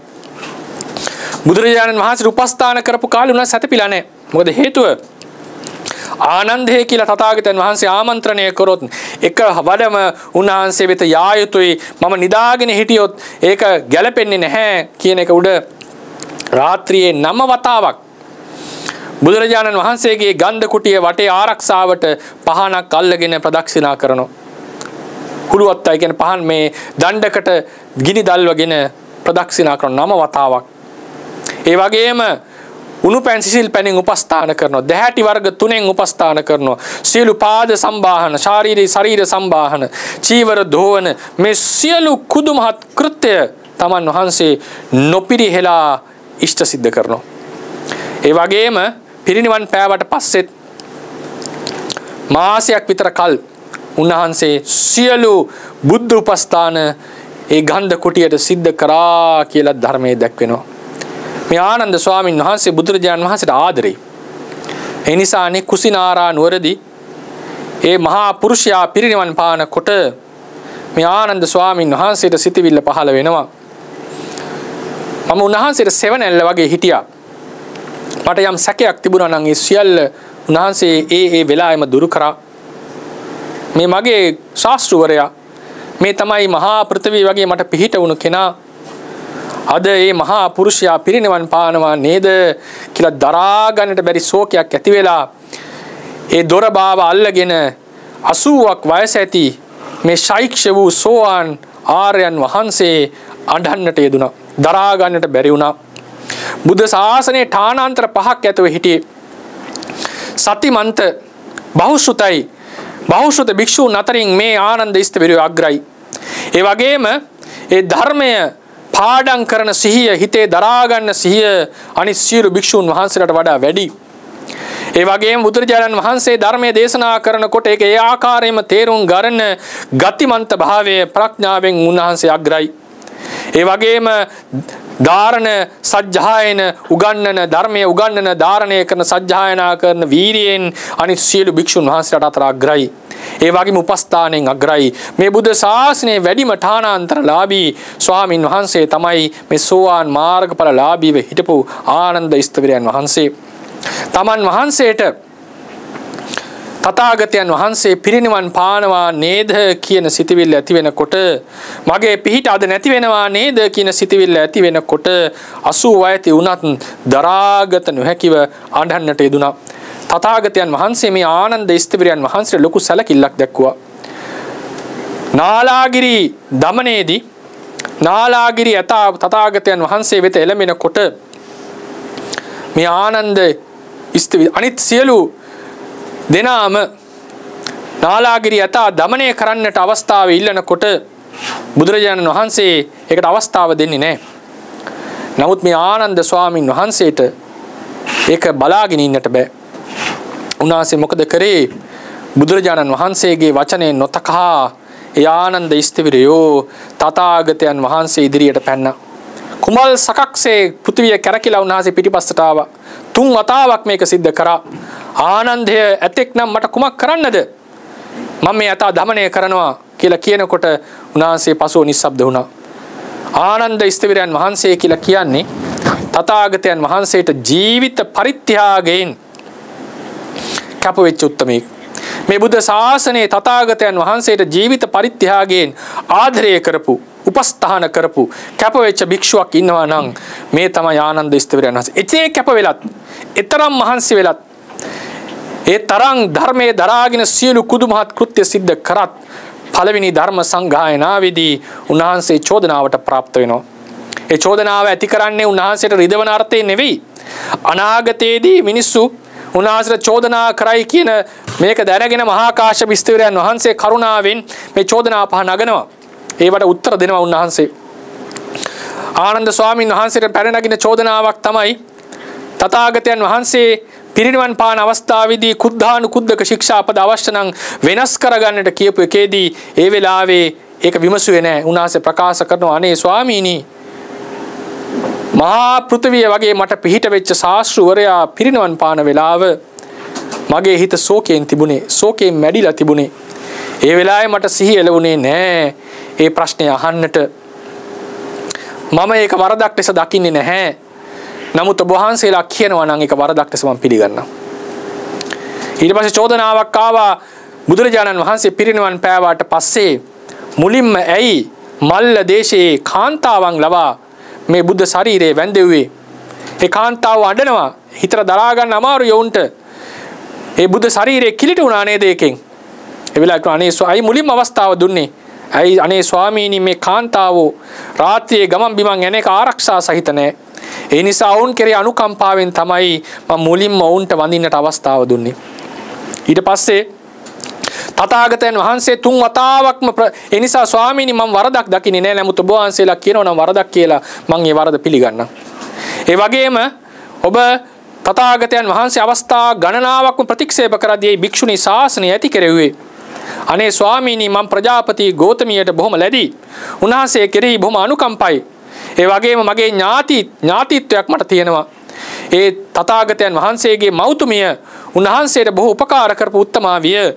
එතුමිය කෙරෙහි අනුකම්පාවෙන් කාන්තාවන් කෙරෙහි අනුකම්පාවෙන් මම මේ දේ සිද්ධ කරේ. ඒ නිසා මම වරදක් එහි දකින්නේ නැහැ. ඔබ වහන්සේලා කියනවා නම් මම වරදක් ලෙස පිළිගන්නවා. ඊළ වගේම චෝදනාවක් තිබුණා තථාගතයන් වහන්සේ ආයු සංස්කාරය අතහරින්නට කලින් අවස්ථා ගණනාවකදීම තමන් වහන්සේට අවශ්‍ය නම් ආයුෂ වැඩිපුර ජීවත් වෙන්නට පුළුවන් කියලා නැවත ප්‍රකටව කියද්දිත් මේ තරම් පැහැදිලි ලෙස කියද්දිත් ඔතරම් සියුම් ප්‍රඥාවක් තිබිච්ච තථාගතයන් වහන්සේගේ ක්‍රියාකලාපයේ සියල්ල දන්න තේරුම් ගන්නට සමර්ථ නුඹ ඇයි උන්වහන්සේට ආරාධනා නොකර සිටියේ? ආරාධනා කරා නම් අදත් තථාගතයන් වහන්සේ වැඩ සිටිනවා අවුරුදු 100ක් 120ක්. අනේ ස්වාමීනි මේ වෙලාවේ මාර දිව්‍ය පුත්‍රයා ඇවිල්ලා මහ භයානක රූප දක්වන්නට යෙදුනා. මගේ හිත වික්ෂිප්ත වුණා. ඒ වෙලාවේ මට තථාගතයන් වහන්සේ කියපු දේ හරියට තේරුම් ගන්නට බැරි වුණා. සිහිය එලව ගන්නට බැරි වුණා. ඒක මගේ දෝෂයක් නෙවෙයි. ඒ නිසා ස්වාමීනි මම දෝෂයක් දකින්නේ නැහැ. හැබැයි ඔබ වහන්සේලා කියනවා නම් දෝෂයක් ලෙස මම මේක පිළිගන්නවා. පස්වෙනි චෝදනාව ස්වාමීනි ආනන්ද ස්ථවිරයන් වහන්සේ දේශන කියනවා ඔබ තථාගතයන් වහන්සේගේ මට මතක හැටියට අන්දනය සකස් කරන බසිසලුව හෝ අන්දනය සකස් කරනකොට ඒක කකුලකින් පාගගෙන මේ අන්දනය වැහුවා. පාගගෙන අන්දනය වැහුවා. ඒක සිද්ධ කරේ ඇයි? ඒ වෙලාවේදී කියනවා අනේ මට උපස්ථායකෙක් සිටියේ නැහැ. ඒ උපස්ථානයකෙක් සිටියේ නැති නිසා ඒ නිසයි මම ඒ අගෞරවයෙන් කරා නෙවෙයි. ඒ නිසයි මම ඒ පාගගෙන ඒ වෙලාවේ මැහුවේ. ඒ නිසා මම වරදක් දකින්නේ නැහැ. නමුත් ඔබ වහන්සේලා කියනවා නම් මම මේ වරදක් ලෙස පිළිගන්නවා. මේ විදිහට තථාගතයන් පළවෙනි සංගායනාවේදී ආනන්ද ස්ථවිරයන් වහන්සේ වෙත චෝදනා 5ක් යොමු වුණා. සමහර බෞද්ධ නිකායවල හැටියට චෝදනා 7ක් යොමු වුණා. ඒ චෝදනා 7 තිබිච්ච කරුණු තමයි මම දේශනා කරේ. සමහරට තේරවාදේ නැති එකක් කියවෙන්නට ඇති. නමුත් ඒ කරුණු 7කින් චෝදනා කරා කියලා සමහර අවස්ථාවල සමහර නිකායවල දක්වලා තියෙනවා. මේ විදිහට මෙතරම් කැප වෙලා උපස්ථාන සිද්ධ කරත් මේ ආනන්ද ස්ථවිරයන් වහන්සේ අවසානයේදී චෝදනාවක් පවා ලබනවා. ඒකත් ලෝක ස්වභාවය. ගොඩාක් කැප වෙලා මහන්සි වෙලා කටයුතු කරනකොට සමහරලාට පොඩි අඩුපාඩුවට පවා ලෝකෙන් චෝදනා එන්නට පුළුවන්. ඉතින් ලෝකාර්ථ චර්යාව කරන අය මේක නිතර සිහි තබා ගන්නට ඕනේ. දිවි හිමියෙන් කිසිදු අඩුපාඩුවක් නැතුව බුදුරජාණන් වහන්සේගේ සියලු කෘත්‍යයන් සම්පූර්ණ කරපු මේ උත්තම පුරුෂයාට පවා අවසානයේදී සංඝයා වහන්සේලා පවා පෙන්නවා, රහතන් වහන්සේලා පෙන්නවා මේ තැන ඔබ හරියට කටයුත්ත සිද්ධ කරේ නැහැ නේද කියන වචනය අහන්නට උනා. උන්වහන්සේලක අදහස් නොකර වෙන්නට පුළුවන්. නමුත් ලෝකයා මේක බලයි නේද කියලා හරි ඒ ප්‍රකාශනයේ නැගුවා. ඒක ත්‍රිපිටක පාළියේ සඳහන් වෙලා තියෙනවා. ඒ නිසා මේ තමයි ලෝකාර්ථ චර්යාව කරන්න යනකොට වෙන දේවල්. තථාගතයන් වහන්සේ මේ ආනන්ද ස්ථවිරයන් වහන්සේට මහා කරුණිකයි.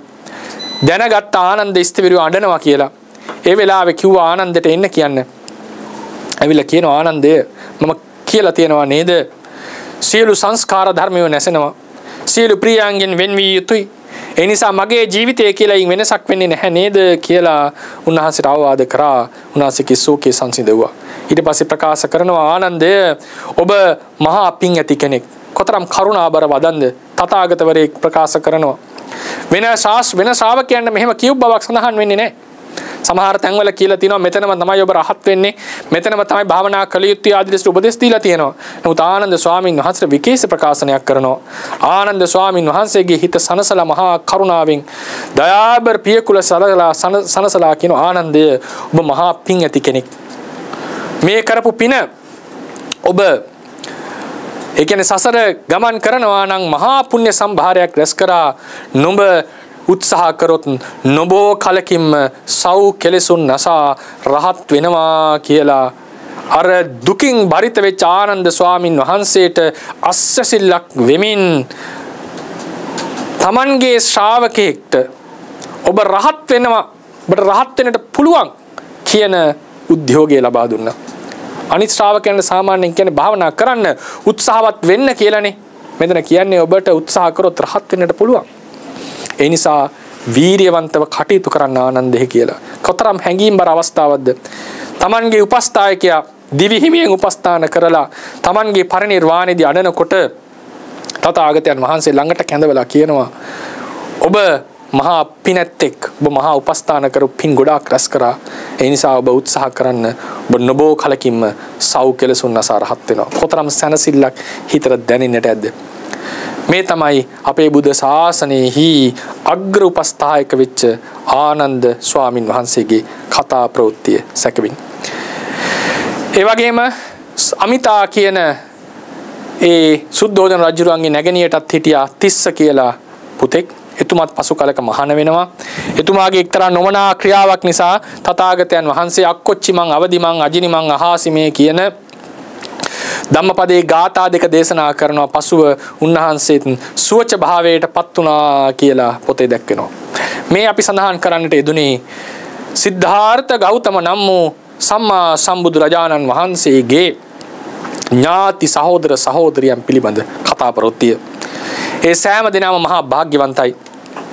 ඒ සෑම දිනම වාසනාවන්තයි. තුන් ලෝකාග්‍ර වෙන සත්වයාගේ සහෝදරයෙක් සහෝදරියක් වීමට තරම් ඒ හැම දිනම පුණ්‍යවන්තයි. ඒ පුණ්‍යවන්ත උත්තමයන්ට අපගේ සිතින් කයින් වචනයෙන් උත්තමාංග නමස්කාරයේ වේවා. අපටත් මතු අනාගතවල පහළ වෙන ඒ තථාගත සම්මා සම්බුදුවරුන්ගේ සහෝදර සහෝදරියන් වෙන්නට, පවුල් ඇසුරු කරන්නට, ඥාතිත්වේ ලබන්නට මේ කුසල සම්භාරය හේතු වේවා. ඒ ශ්‍රේෂ්ඨ පුරුෂයා ඇසුරු කරගෙන බෝධිසත්ව අවදීදී පශ්චිමාත්ම භාවයේදී ඒ පුරුෂයා ඇසුරු කරමින්ම මේ සසර ගමන නතර කරන්නට, සසර ගමනින් එතර වන්නට අවස්ථාව ලැබේවා කියලා අපි සෑම දිනම ප්‍රාර්ථනා පිහිටුවා ගමු. ඉදං වෝ ඥාතිනං හෝතු සුඛිතා හොන්තු ඥාතයෝ. ඉදං වෝ ඥාතිනං හෝතු සුඛිතා හොන්තු ඥාතයෝ. ඉදං වූ ඥාතිනං හෝතු සුඛිතා හොන්තු ඥාතයෝ ආකාසට්ඨා ච බුම්මට්ඨා දේවා නාග මහිද්దికා පුඤ්ඤන්තං අනුමෝදිත්වා චිරං රක්칸තු සම්බුද්ධ ශාසනං ආකාසට්ඨා ච බුම්මට්ඨා දේවා නාග මහිද්దికා පුඤ්ඤන්තං අනුමෝදිත්වා චිරං රක්칸තු සම්බුද්ධ දේශනං ආකාසට්ඨා ච බුම්මට්ඨා දේවා නාග මහිද්దికා පුඤ්ඤන්තං අනුමෝදිත්වා චිරං රක්칸තු සම්බුද්ධ ශාවකේ චිරං රක්칸තු ත්වං සදාති ධම්මේ පුඤ්ඤ කම්මං ආසවක්ඛයා වහං හෝතු ඉදම්මේ පුඤ්ඤ කම්මං ආසවක්ඛයා වහං හෝතු ඉදම්මේ පුඤ්ඤ කම්මං ආසවක්ඛයා වහං හෝතු සබ්බ දුක්ඛා පමුංචතු අභිවාදන සීලිස්ස නිච්ඡං බුද්ධාපචායිනෝ චත්තාරෝ ධම්මා වඩ්ඩන්ති ආයුවන්නෝ සුඛං බලං ආයුරාෝග්‍ය සම්පatti සග්ග සම්පatti මේවච අතෝ නිබ්බාන සම්පatti ඉමිනාතේ සමිජ්ජතු